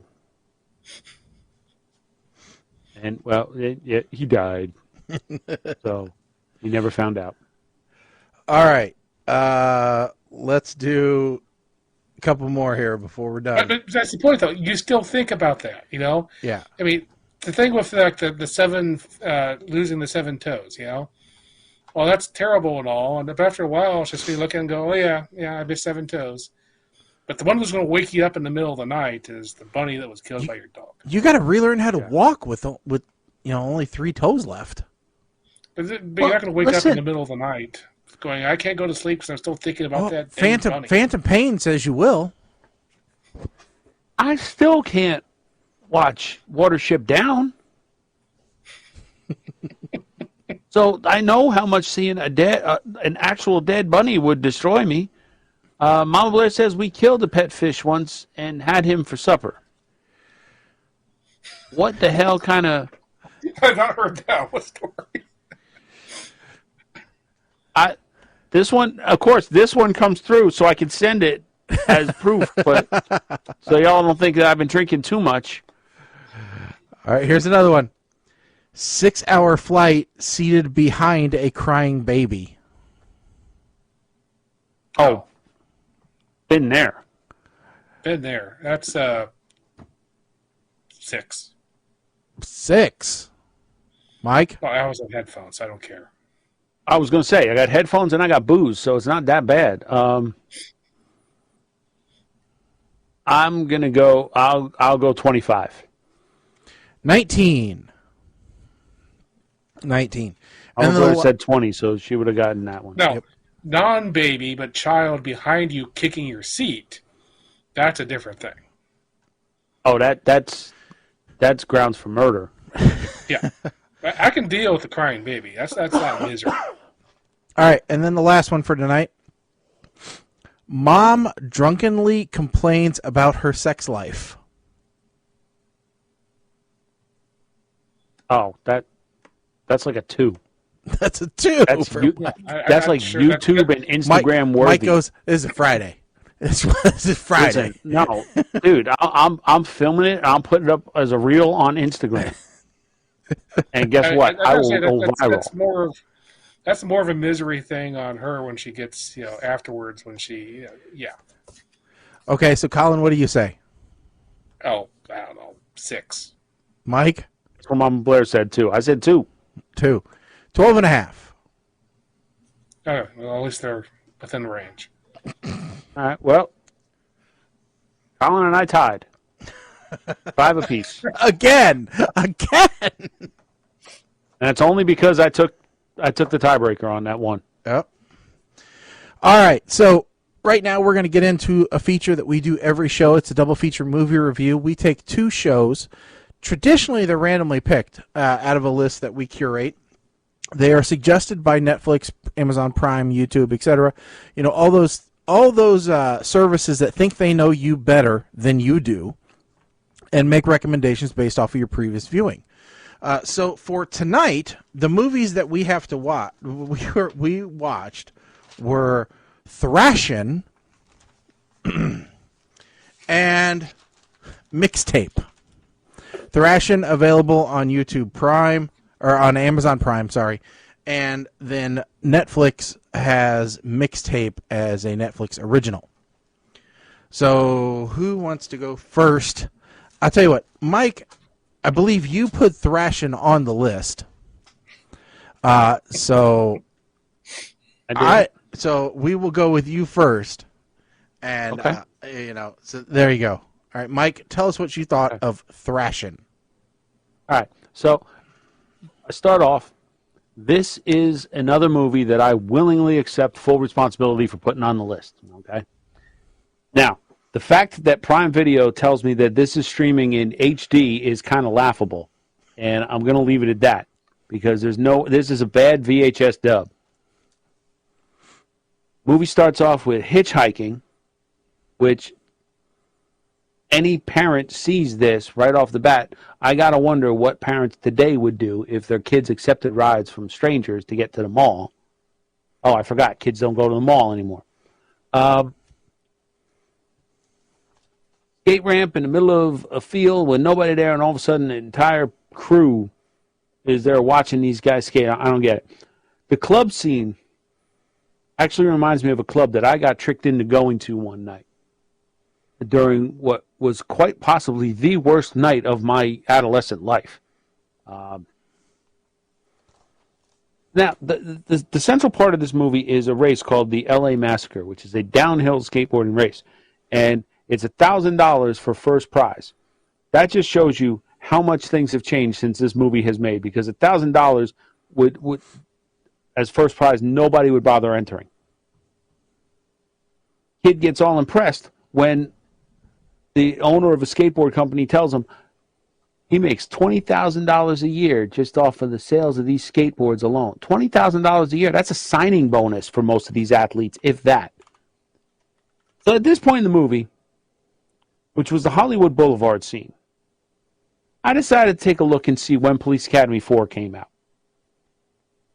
It turns out it was about a year after Thrashin', and the reason I bring it up is the skateboarding scene in the beginning of Police Academy 4 reminded me an awful lot of the skateboarding scene that I just talked about in Hollywood Boulevard. All right, they're both trying to capitalize on a skateboarding trend. They go on a date and they have this bowl of ice cream that is about the size of a Ziggy Pig, and it was only like $4 because when they left, he only threw like a couple of bills on the table. So I want to know where this giant bowl of ice cream and bananas is that cheap, because I missed that.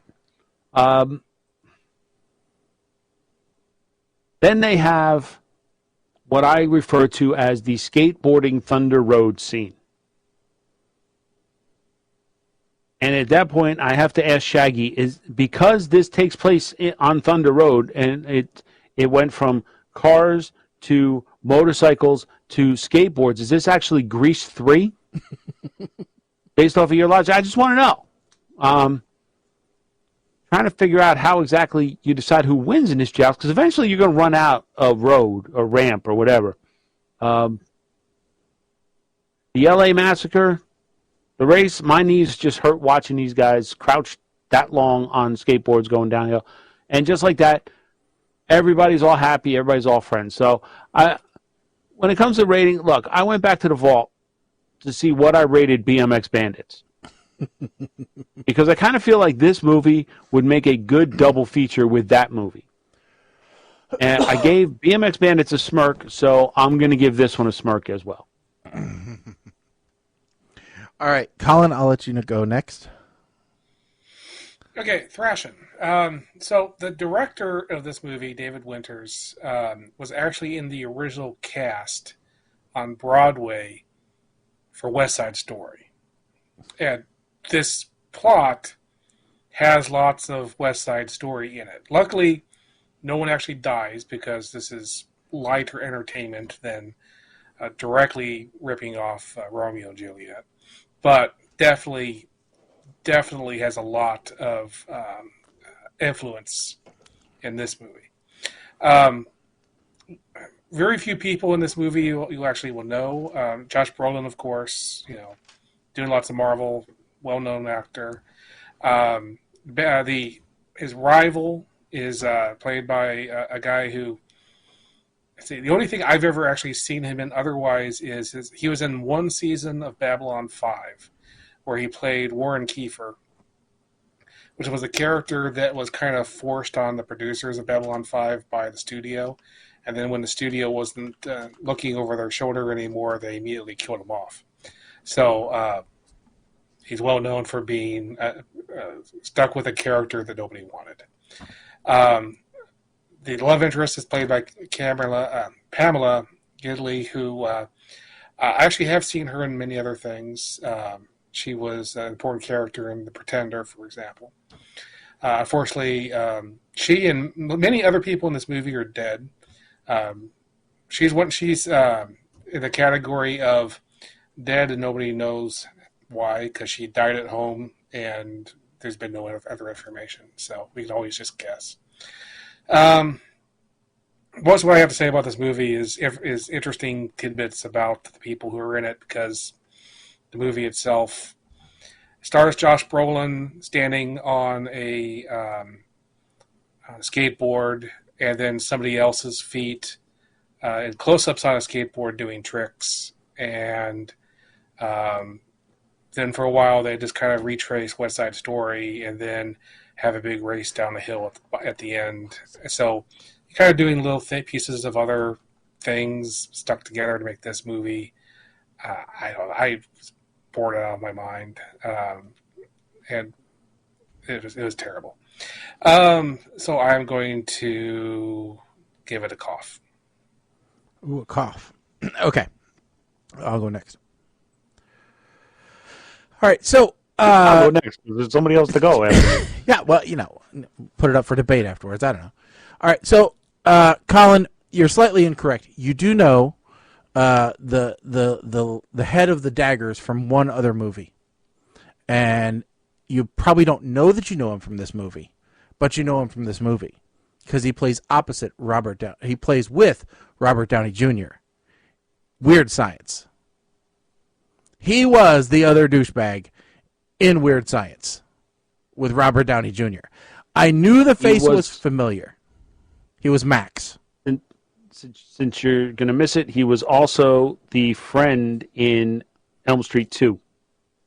Yeah, I didn't watch Nightmare on Elm Street, but Okay. I knew him from this. So I knew I had seen. I'm like, I know that face. That he's got that jawline that's just a little bit distinctive. And I knew him from somewhere.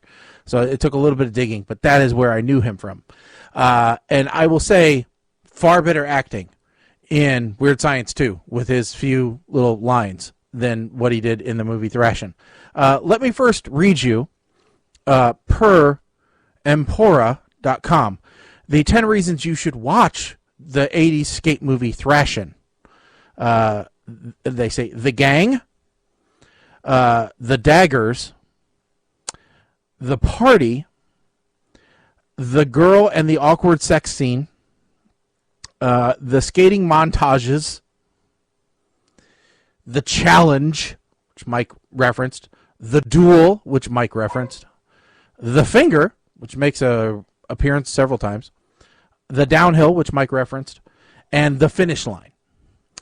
I won't go into details of all these, but they're all ridiculous reasons why you should really never watch this movie. If you want to watch a better version of this movie, watch Hot Dog. All right? Hot Dog is this movie with a bigger budget on a ski slope. This movie is... let me go through my notes here. All right? I did this in Mike the 8-Man style. I had running commentary as I was watching. Mom cares enough to give him money, but lets him hitchhike? Really? The line, breakin' is a memory. That's an insult? Make the payphone call. While making the payphone call, you notice that the bandage on his right shoulder blade is horrendously dirty. That's just prime for an infection. He is going to have a hard time healing up from that. Suddenly, arson is not a crime in LA. It's good to know. I didn't see that it was very fair fighting in the front yard, where just because the guy from The Gang was getting a heads up, suddenly somebody else jumps in. During the duel, really? Park rangers? Park rangers? You couldn't even afford fake police cars. You went with park ranger vehicles and costumes. This shows what your budget was really like. Not sure what doctor would approve of skateboarding with a broken wrist. I don't know any surgeon that would have approved of that. And wait a second. Was she just flashing her clam at oncoming traffic to hitchhike a ride?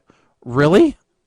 Because you see her man spread sitting down facing oncoming traffic. And I know it looks like she has her leg up out of her skirt, but it really looks like she's just flashing her vag. And then she goes and gets into a big rig. How did she not get murdered? 80s truckers were known for raping and murdering prostitutes, and that's what she appeared not like. Large Marge. Large Marge wouldn't do that. So, this movie really made me question my sanity. Because I rank all movies of skateboarding types, of which I know a total of 2 now, based on Gleaming the Cube. All right, this is so far down the level from Gleaming the Cube, and the Tony Hawk cameos aren't enough to redeem it. All right, I don't see him driving a pizza truck. There's no Pizza Hut product placement in here. There's no underground bunkers that are really cool that I want to build in my backyard when I was their age. There's none of that. So I gave this movie a verp. Hang on. Tony Hawk? Yeah, he was supposed to be in there somewhere, but I missed him. He was in during the pool competition. You saw him for all of 20 seconds. Okay, 20 seconds I looked away. And they used him as a major marketing tool of the film. Kind of like Bruce Willis. So, to answer Shaggy, I did know he was in those other movies, but those were all before Thrashing. After Thrashing, he was in Babylon 5, and then single episodes from then on. Then he has a terrible agent who decided that this should be a follow-up. I'm actually a little surprised that nobody pointed out Sherilyn Fenn either. Oh, the female That's lead? the whole thing. So the Josh Brolin part, originally the director wanted that to be Johnny Depp, who was dating her at the time. Yep.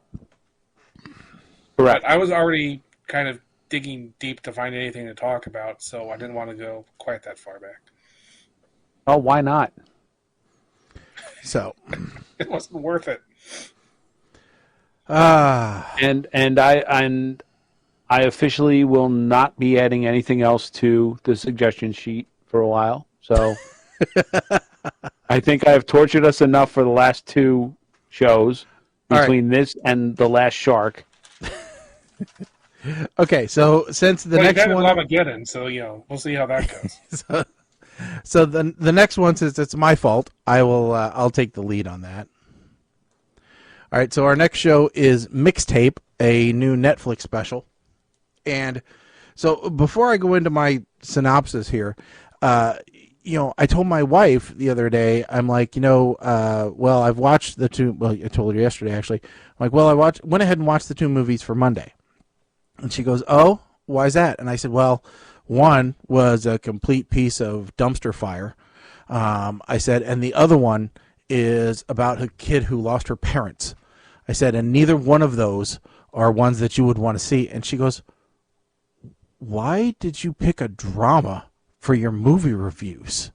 She goes, that just doesn't make any sense for you guys. And I said, well, it's a Netflix original. So Netflix thought I'd like it. And that's the excuse. So here are my notes. Again, kind of stealing Mike the Ape Man style. Poems are weird ideas people forget to keep to themselves. I am posting this quote on every social media that I own because it is true.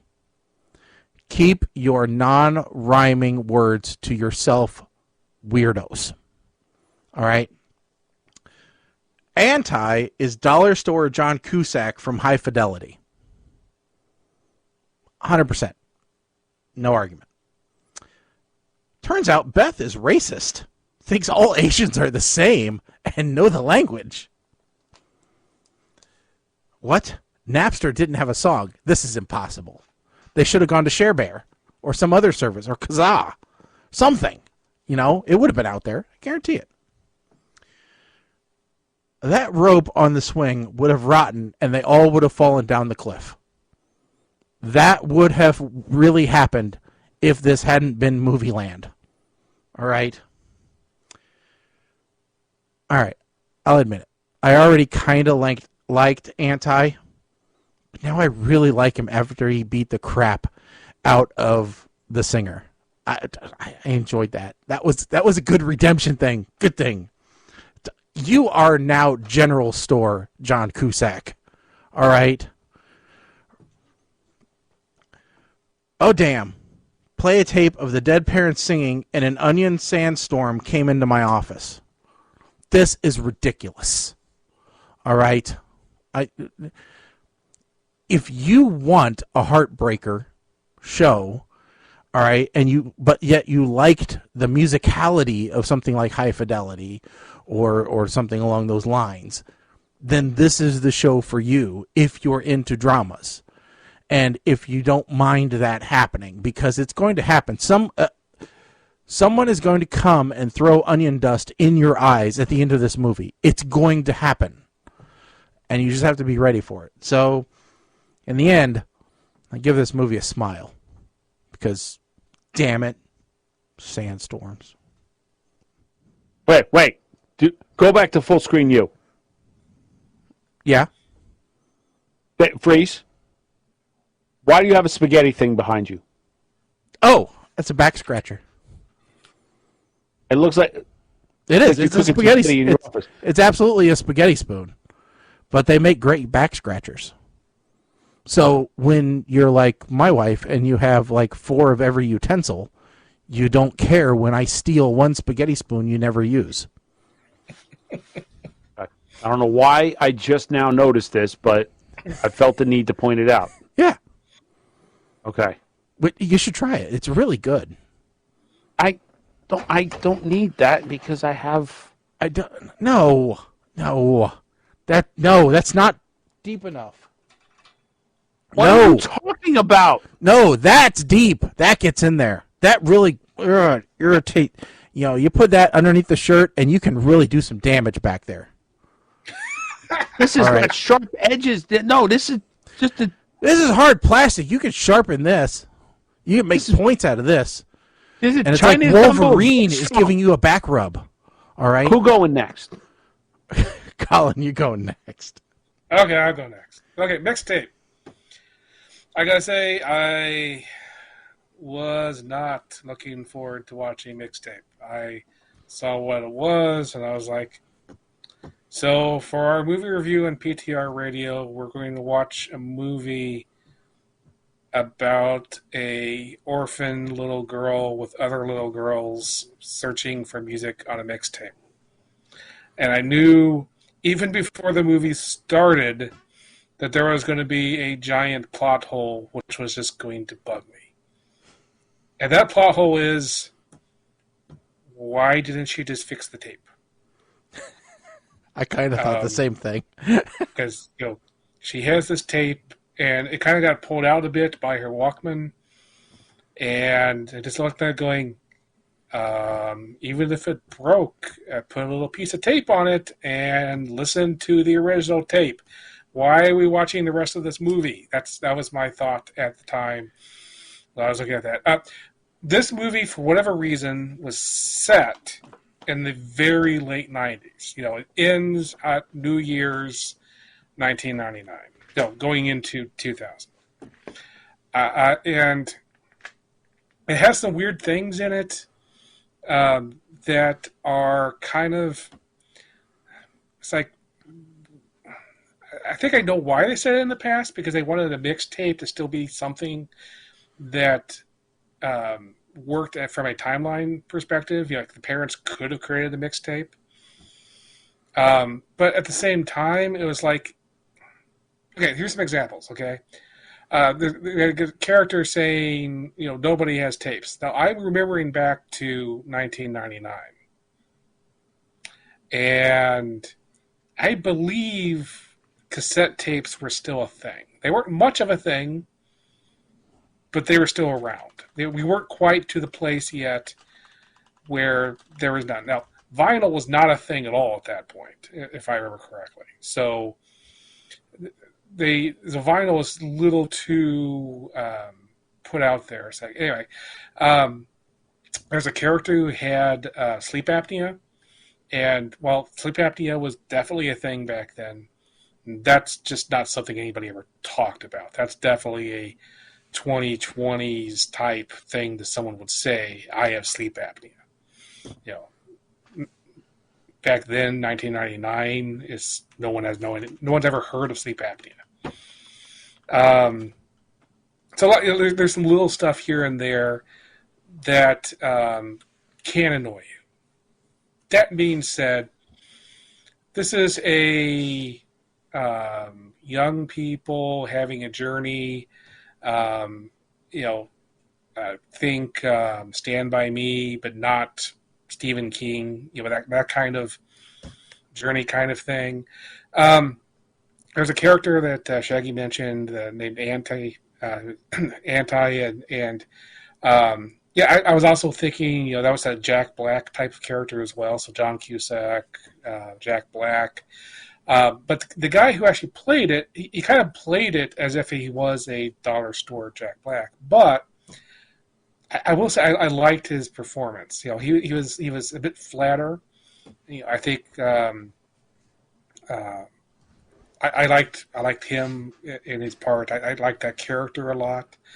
The grandmother is a Worker of the Year male woman who I'm not sure ever actually delivered anything, because for some reason she keeps her mail truck at home and it still is full of mail all night long. So I'm like, why didn't you deliver that stuff instead of leaving it in your driveway or parked in front of your house? That was kind of weird. But all that being said, I mentioned Jack Black because also I think the tone of this movie is very much that it could be in the same world as School of Rock. In some ways, this movie had a School of Rock kind of thing. I found myself kind of wishing I had some nieces that I could show this movie to, because as much as I was not wanting to watch this movie when I first started it, I enjoyed myself very much. Shaggy is extremely correct about the Onion Storm.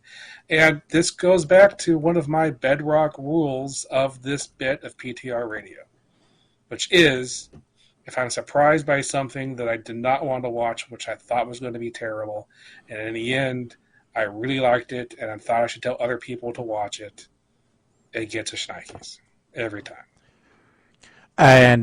And it gets a message to Mama Blair, let's get on your other kids and get us some nieces. All right? Let's start push that Y chromosome. All right? Come on, get it. Well, get go after not them. funny. Not Mama pushing Blair. the Y chromosome. That'd be another... Mama Blair did thank us for choosing mixtape. Yeah. All right. Mike, you're up. So, as I watch mixtape, I'm starting to think that this is a sequel to the Goonies. The same way 8-Bit Christmas is a sequel to A Christmas Story. Shaggy. Yeah, I'm not going to let this go. There, Napster. I was wondering how they were going to find these songs. Kept forgetting that this was set before YouTube was a big thing. And is it semi-racist that the Asian girl is the one with the internet? Patiently waiting to see how the mascot debate played out. Whiteout as nail polish. Okay, this is the 80s or 90s, so I'll allow it. However, as a goth person or a grunge person, maybe. Wait, Cheap Trick underrated? What? No. Now the Goonies are multiplying. We got Mikey, we got Data, we got Brandon, and do not turn Mikey and Data, goth, punk, emo, whatever the hell you are. That Camaro that was in the driveway in front of the garage band, yeah, that was my first car, except mine was white. At some point, we're going to have to find out exactly what happened to her parents, and that's going to ruin this child. This is just the guy, non-parent guy in me talking, but did we really need the menstrual talk in the middle of this movie? I'm sure that this whole situation has to be hard on the grandma, too. So I'm wondering how that's going to play out. And giving these girls a ride to a bar, of all places, this is not going to end well. This is the equivalent of, like, the hitchhiking in Thrashing. Like, parents would see this and be like, "What? Wait, what? What? Are you on a registry somewhere?"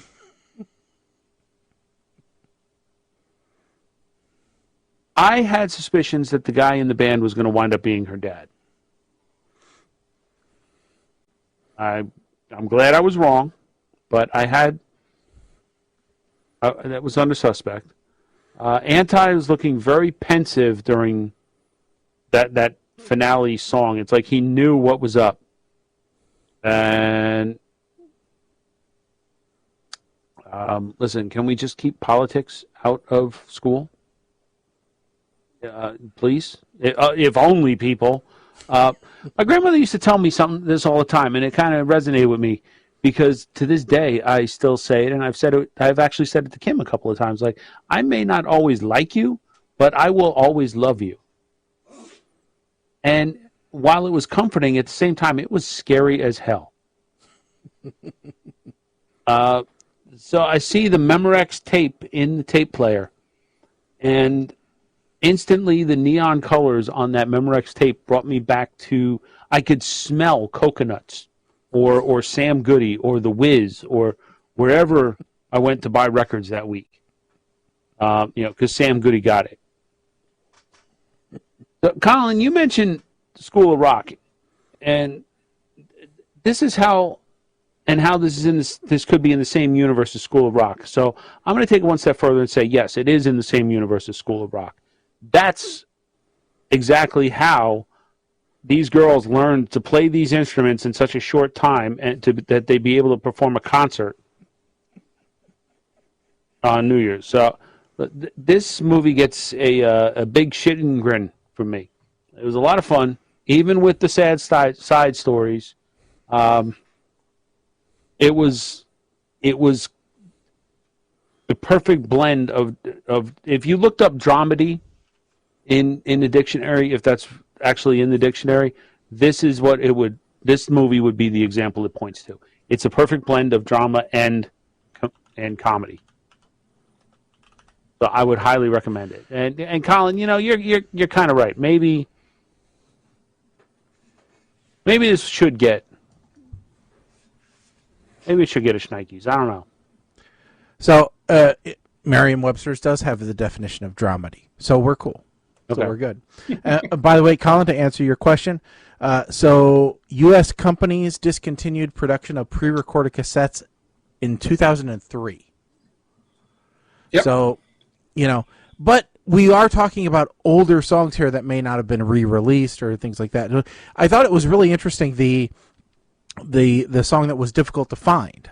That was a nice, kind of aside in this.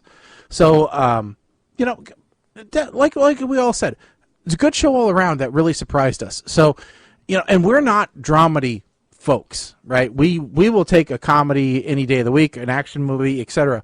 But this was a good drama comedy thing. So, definitely one of our recommendations. All right, so Mike, we have one thing to pick because Lamageddon is on the agenda for next show. So we are... And I blame Prime on that one. So Amazon, let me just type that in. Yeah, okay, whatever. Title, Lamageddon. Can't believe we're going to do this, but fine. And so candidates, we have 1 to 47. 39. 39. I have a funny feeling I'm going to be angry.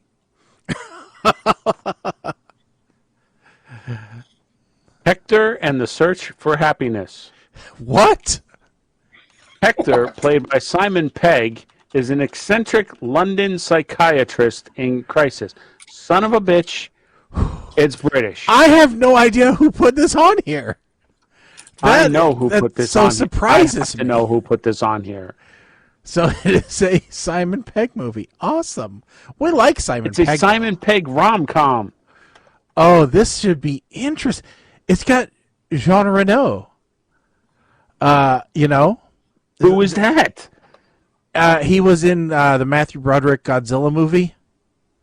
And he's played... Sure. He was also in Ronin and...